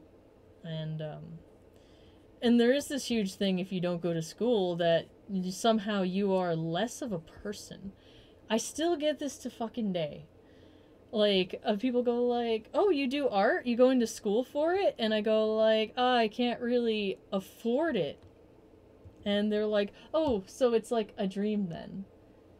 And I remember, and that's the other thing, I remember one of my more defiant, actual positive thoughts at the time when I was 18 and all that shit went down was, God,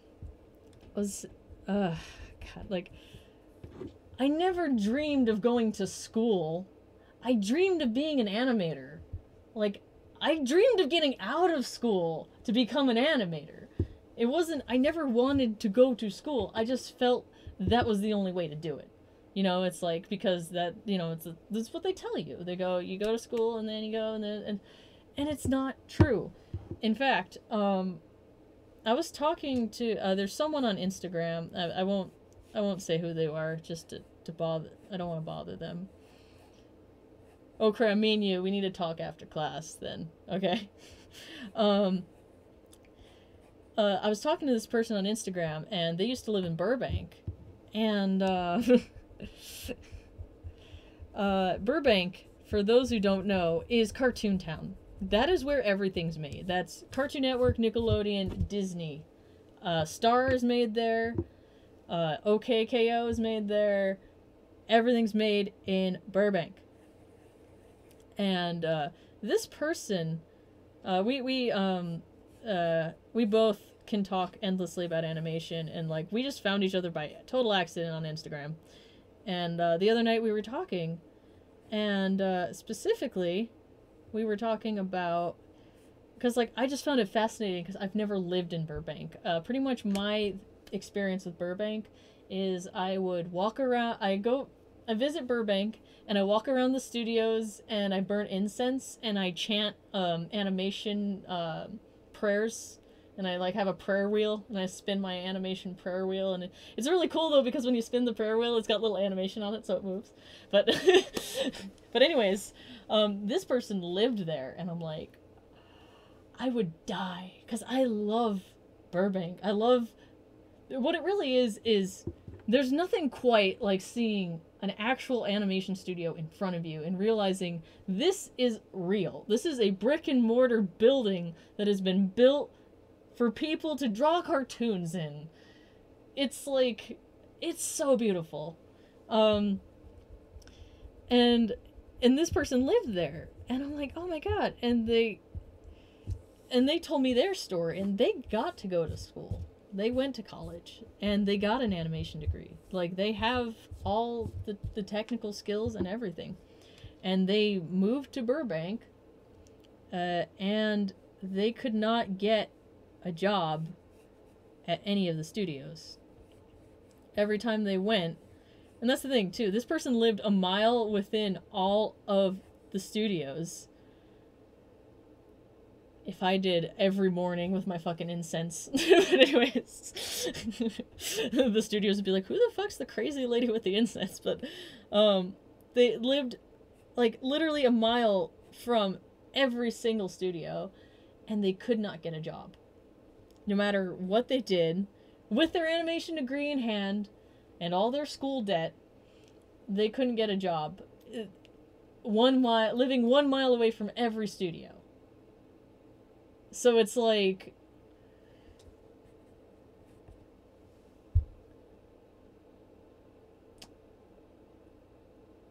what is, like, why is there that whole stigma of, like, you have to go to school and you have to, do this thing in order to be successful? And then well, that's the thing too, I've also talked to people about it, and they've been like, oh, you don't have to, like I've talked to teachers before, they're like, oh, you don't need school and whatever, but then, like, they always do default to the, like, but aren't you going to school and blah, blah, blah, and it's like, it becomes, you lose focus on your true purpose. Like, I never, like, it's not about going to school, it's the whole, if you're going to school, you should have an end game. Like, it shouldn't be like, oh, I go to school and then Disney's gonna hire me. Yay! Or I go to Cal Arts and I'm guaranteed a job at Disney. Because, by the way, that's not true. Like, somewhat, okay. Somewhat. But then again, to go to Cal Arts, even if you can artistically get accepted, it's $90,000 for, like, the full 3-year degree. $90,000, that's like a house or like a really nice car, and that's what you have to spend to maybe possibly get a job that pays like $50,000 a year, which maybe you're sitting there going like, oh, well, then I'll just like live with my parents for the first year and like use my $50,000 to like pay off my loan. But like, that's not gonna work, it's not, because your car's gonna break down and you're gonna need to fix it, and like, life's gonna happen, you're gonna have to spend money. So it's like, it's kind of like just a whole stupid scheme. I think this is actually my very least favorite thing about society right now, is the go to school thing, because on one hand, art school can help you, but it also isn't, it's also not going to save you, I guess. That's the thing. Like, people go like, oh, I go to school and then I'll go. I mean, I was talking to somebody who lived in Burbank, a mile from each studio, couldn't get a job at Disney. Like, their degree is totally useless. They ended up having to move back to their home state, because California's expensive to live in, and they couldn't get a job, and so they had to move back, and they had to get a different job, and it's like, and they haven't given up. Oh yeah, that's the other thing. I'm glad you brought that up, Okram. Going to school, I noticed this because even though I didn't go to school, I paid attention to student work a lot. I'm like, well, what are they learning? I'm gonna learn what they're learning. I don't give a shit if I have a piece of paper that tells me I can do it. What are they learning? And I looked at a lot of student styles and like what they were doing, and like, any school you go to has like a house style. Like, Cal Arts has like a Cal Arts house style, which is somewhere between like Disney and like all the Hollywood styles. And like, and you lose a little bit of who you are as an artist when you go to these schools. And it's like, it's kind of weird. Like, I don't know how to, like, I know I sound very anti-school. Like, I'm not anti-school, but I just hate that people treat it like it's the only way to do anything. I mean, Disney is pretty much treated like God, and whatever Disney does is the word of God, And if you can't fall into Disney, then, you know, that's it. But animation is so much more than Disney. And in fact, I've kind of gotten sick of the Disney thing, honestly. Especially Disney feature. Like, they're just doing the same shit over and over again. And it's the storytelling is stagnant. Like, it's nothing new. It's like, it's the same thing I've been watching for, like, the past however long. I'm surprised this drawing is coming out any good, because I'm, like, half paying attention. I'm very passionate about this subject. Because, you have a lot of people quit because they can't go to school. And we're basically, we're losing people who could potentially really contribute to animation, which is what I truly love. More than anything on this planet. Like, I'm, maybe, honestly, it's, how much I love animation is probably more extreme than, is healthy. But it's alright, because, yeah, honestly, DZ, I have to agree with that on Nintendo, because, like, they're not really, I mean, that's kind of the same thing, too. Like, what are they, they're just kind of doing the same thing, mostly. You know, I gotta bring that chest up, bring it over. Yeah. But, there's no one way to do things.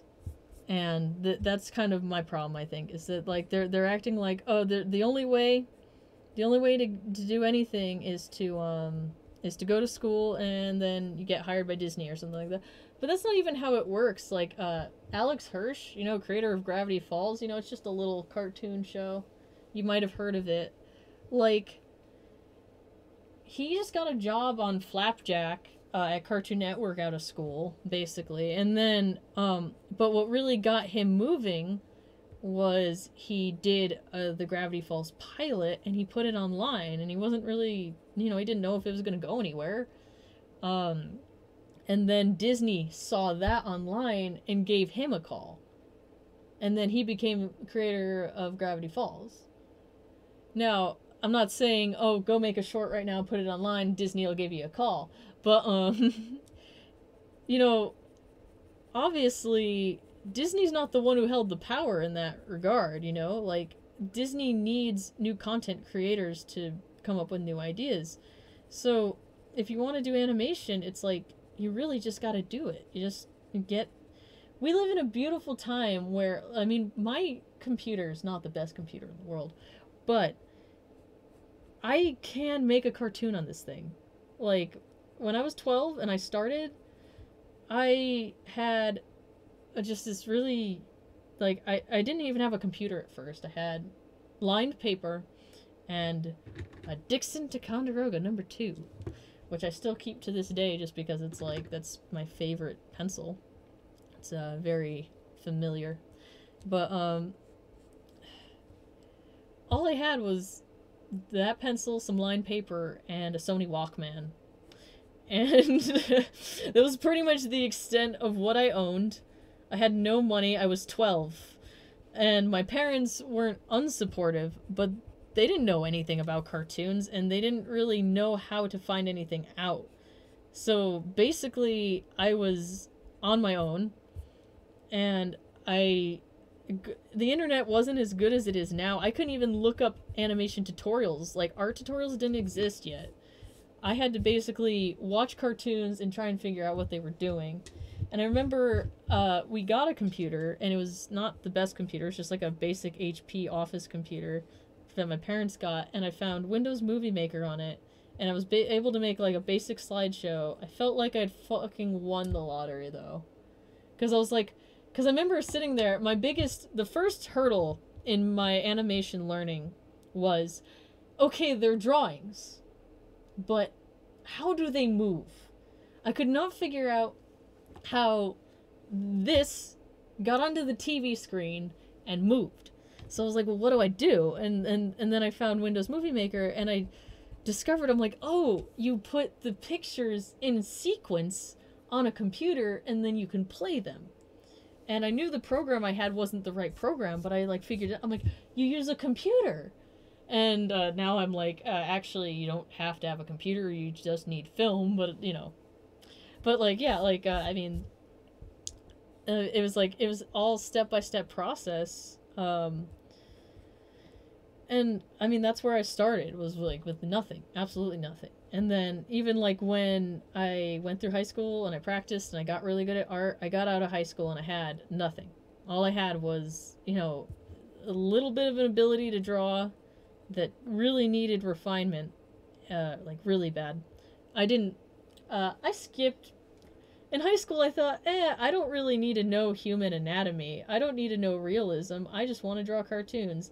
By the way, you're gonna want to learn that stuff, because you have to turn a cartoon figure 360 degrees, like animating it in different poses. You're gonna want to learn that. um, I almost want to turn this ball into the Pixar ball now, just because I'm being salty. But, you know, and that's the thing, though. It's really breaking in your mind that the only way to be successful is Disney, the only way to be successful is school, the only way to be successful is to follow what everyone else tells you is the right thing to do. And,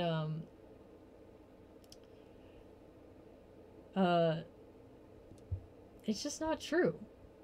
I mean, I got to work for a studio for a while, and I thought, and I'm gonna be honest, at first I was the happiest person on the planet, because I'm like, I'm in an animation studio, and it wasn't Disney, it was just some local thing, but it was an animation studio, and I was like, I was just so grateful to be in there. But then as time went along, I started realizing, like, you never get to draw what you want to draw. You're always drawing someone else's idea. And, I mean, sometimes you get someone who has a really good idea that they're really passionate about and is interesting, and you're like, yeah, I want to contribute to this good idea. But more times than not, you end up with some fucking idiot who just happens to have, like, a wad of cash, and who was like, I want to make a cartoon, and, you know, like, I want to make a cartoon, and, here's my idea, and it's like, this and that, and you're like, okay, so what's, like, the character's motivations? And it's like, I don't know, and, yeah, it's like, make a cartoon and upload it to YouTube. Honestly, it's already on my mind, about doing that anyway, but that's the thing, I'm no longer worried about where I'm going. I'm just doing it. Like, I love cartoons. I love drawing. I didn't think posting fan art on the Star vs. the Forces of Evil Amino was gonna get me, like, anything. And then all of a sudden, like, people were like, oh my god, your art's really good. And I'm like, really? Oh, geez. And it's like, all I did was, like, I really liked the show, and I started posting. I'm just, you know, it's all about, like, I mean, I guess when I started cartoons, I loved cartoons. I just loved cartoons, and I wanted to be part of it. And then somewhere along the line, I lost that. And it became work, and it became something to be achieved. It was like, I have to, you know, like, I have to prove something to somebody. I don't know who, but I was like, I gotta prove something to somebody. And, like, it just got lost in there, and it's like, and then, honestly, it wasn't until about last spring when I started doing the Star fan art stuff, I just decided, I was like, I'm just gonna draw and have fun, and I'm gonna draw what I want to draw, and have fun with it. And was the first time in my life people started actually paying attention to my art, which was weird to me. I'm like, all this time I was, like, trying, and then, like, now I'm just gonna have fun with it. Because the weird thing is, what makes the best art is just when you're having fun. If you're working really hard to get noticed, it's like, even if you don't say it, people are gonna, like, pick up on it, like, subconsciously somehow. And it's just like, you should just have fun with what you're doing. Because what people are really looking for in art is not, like, you know, exact details or perfection. They're looking for something that's fun, that's kind of escapist, that's, you know, just having a good time. And, yeah. I could go on for so long, though, but the number one thing I learned was that if I could go back in time, that I would tell myself, first of all you need to be an animator is paper and a pencil. Or, I mean, honestly, you don't even need that, because there's stop motion, there's paper cutout. You don't even need a pencil. You can just do paper cutout. But if you want to do like specifically hand-drawn animation, like all you need is a paper and a pencil and like a clipboard, honestly, because your images just need to line up, and you just need to be able to flip it. That's literally all you need, and you can just start there. And maybe, I mean, it's really helpful if you can get a scanner or some sort of camera and some sort of program that will play it back as video. But like, you don't even need that. Like, if Flipbook is animation, if you're, you know, I could animate this, you know, all I need to do is throw another sheet on, you know, get started, get going. It all depends on, you know, I think that's what changed in me at 18 when I was dropped on my ass. Was that's when I actually sat there and I knew nothing, and I started looking. The minute you start looking for what you want, that's when you're gonna, you know, start finding what you want, because you might not even know what you want. I always thought I wanted to be a CG animator at Pixar, and now I'm like, I want to do hand-drawn, and I don't really care who, what, or why I do it for. I'll just do it for me. I don't really care. Like, I don't care if I never work at Disney. I think I would like to, I'd like to do, at least an internship, I think, at, like, Cartoon Network, Nickelodeon, or Disney. But honestly, it's not, in the past it used to be, like, I felt like I needed to do this to be considered an animator.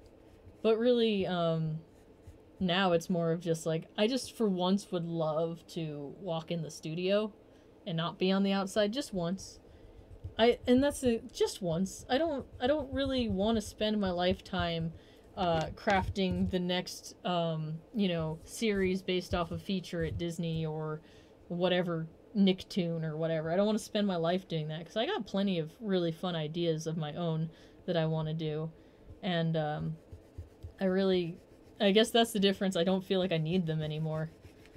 When you feel like you need them, it's like you're at the mercy of corporate hands, but I don't feel like I need them anymore. Clearly, my art has its own worth. And it took me a long time to get it to this level, but it clearly, people see some worth in it.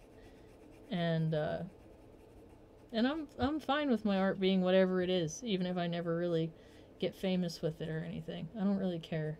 As long as I can draw every day for the rest of my life, I'll be fine.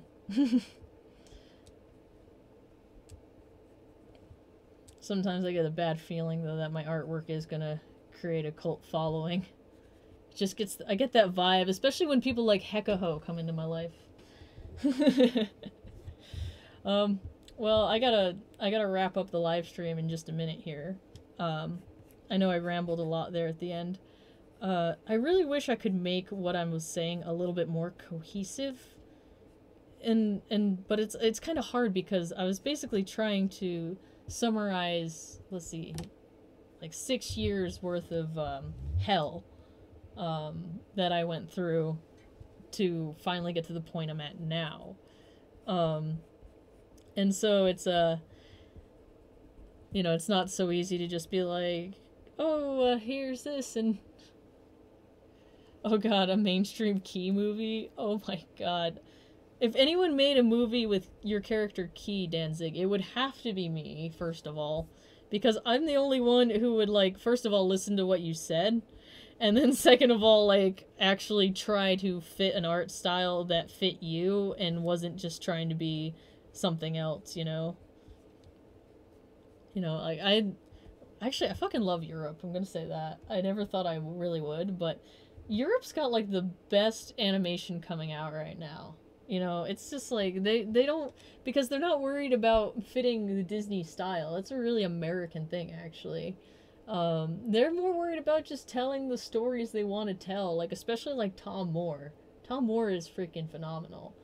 And, like, and it's just, like, Loving Vincent is up for an Oscar nomination. That is a beautifully animated film, completely animated in oil paints, which is insane.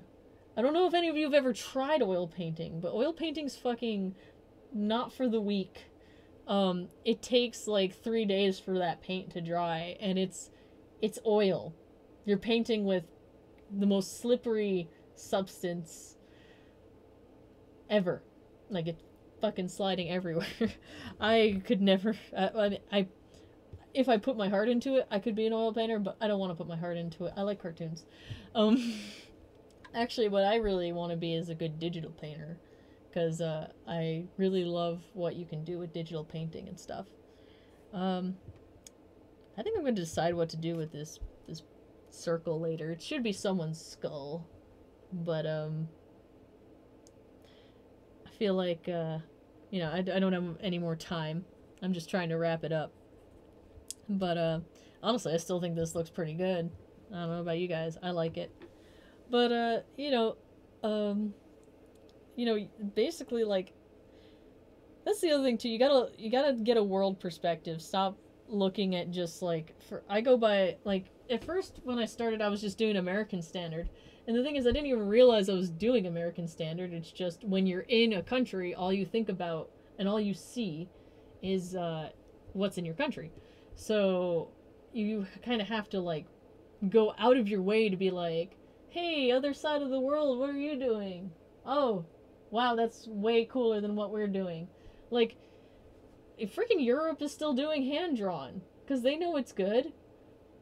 Honestly, I'm like, I hate, everyone's like, oh, Disney, but I'm like, I really hate Hollywood animation right now. I'm really just done with it, because it's like, it's beautifully rendered, and it looks good, but it's like the stories are all just like, I want stuff, and I want true love, and I want this, and it's like, been there, done that. I know you do. Like, yeah, and the other thing too is they don't portray, like, like, all love in Hollywood is romance, and it's like, there's so much more to, and I'm a sucker for a love story, and I've been really obsessed with this lately, but, like, there's so much more to love stories than just fucking, if I can just be blunt. And there's so much more to, like, just human, like just who we are as people than what Hollywood shows. Like, Hollywood is just, it's very, I'm not a big fan. Like, I know how to write Hollywood. I just don't know why I'd want to. It's like, you know, like, it's, you know, if you're gonna do that, it's, oh, I want to fall in love. Oh, I found this person. Oh, they don't really like me, but they have a change of heart. We fall in love. Yeah. Oh, it's like, I hate it. It's like, that's not how it goes. And you can tell such, there's so much potential out there for, like, deeper storytelling. And not to mention, Hollywood won't do hand-drawn because they go, oh, hand-drawn won't sell money. It's like, obviously it will. Like, it clearly does. You guys are so full of shit. They just don't want to, like, the problem is CGI fits so perfectly in a money model that they don't want to change that, because with CGI, it's like, you just flows down the pipeline, and if it's successful, it's good. Like, with hand-drawn, there's a lot more, like, tweaking and stuff that needs to go on. It's not all, you know, in a computer where, like, you know, shit can be, like, streamlined, but it's like, it really could, but, like, they're just not doing it because they're fucking cowards. And although I am looking forward, you guys need to look out for this movie. It's called Claws. It's by Sergio Pablos. It's coming out on Netflix. I think it's coming out next year or maybe the year after. It might even be this year, actually. I've been following this for a while. I don't know exactly, but um, it's Sergio Pablos is a 2D animator at Disney during the Renaissance. His last big animation was Dr. Doppler on Treasure Planet, which is beautiful animation. Um, and he decided he wants to make a 2D movie, but he kind of thought of it this way. He's like, what would I have to do to make hand-drawn viable in a CG market? Because the thing is, with hand-drawn, you have flat shading, and like, you know, I mean, it's beautiful, but it's you have an audience that is used to CG with textures and like, you know, like all this detail. So he's like, what would I have to do to make a 2D film work in like now with this CG environment? So he's been making this film called Claws, where it's 2D animated, but the cleanup process is like digitally painted in such a way where like everything's like blocked in shapes, but everything's digitally painted in such a way where it's got like a real 3D feel to it, but it's still got that hand-drawn movement and life to it. And I'm like that's the thing, I don't even in this case I don't even care what the story is, although the story looks fun. It's about a postman, which, first of all, I love the postal service, guys. Not just the emo band. Like, I love mail. I love having letters and stuff. And so it's like, honestly, I'm sold. I'm like, it's about a postman, and it's like, basically, I think he's going to become like the first Santa Claus or something like that. And I'm like, I don't even care. It's about a postman. It's going to be 2D animated, and he's like doing it in such a way where it looks so cool. And it's like, it's so much fun. But again, it's not being made in the US. It's being made in Montreal. And it's being, distributed by Netflix. So it's like, again, I'm like, honestly, I'm so sick of Hollywood. Like, I don't care. I don't like them. I mean, I'll always have, you know, that appreciation for the dead guys who wrote books and who I learned from, because I kind of thought about that the other day. I'm like, literally all the people I learned animation from are just dead guys with who wrote books. And then Glenn Keane, who's not dead, thank God. I'm gonna need emotional help the day of 1,000 years from now when Glenn Keane dies. I'm gonna need, like, you guys better like have me on the line. Be like, it's gonna be okay, Tori. Just hang in there, because I'm not gonna be okay. But yeah, like, I'm just I said I was gonna wrap up like 10 minutes ago, so I will wrap up now. But you know, there's always something to do. You know, there's always a way to do what you want to do. The key is not sitting there thinking this is going to be the way it happens. It's just do what you want to do. Just draw, you know, and eventually, you know, people will notice. I have to wrap up Okram. I have to go to work, unfortunately. But I mean, if you want to keep talking, I'll talk to you on Amino. I know who you are on Amino, right? But yeah, and I mean, I could definitely keep texting till the end of my days at work. It doesn't matter. It's gonna be a shitty day at work. I'll probably appreciate it, honestly. But yeah, like, there's always something you can do. You just gotta, you know, do what you love and enjoy it. So yeah, I guess I'll end it there. Thanks for coming, DZ. Honestly, I always appreciate it when you come by. Okram, thanks for stopping by for the first time. Hekaho, of course, for keeping my faith in humanity alive. And Goat Soda for appreciating soda as much as I do. I don't know if anyone else showed up. I'm dehydrated and hungry, and I do need to go get ready for work. So I do this every Thursday. If you guys really enjoy it, I think I'm gonna stick with this 2 hour format. I might start maybe more like 11:30ish since I'm like going into overtime now. But yeah, I like doing this, and like I take requests and stuff. Like, I mean, typically I do this and I go, I don't know what I'm gonna draw, and then I just draw something. So, I mean, literally, you can just ask me to draw stuff. You can even ask me like on a DM, anything. So yeah, I'll see y'all next Thursday, and keep drawing and doing what you do, you cool people.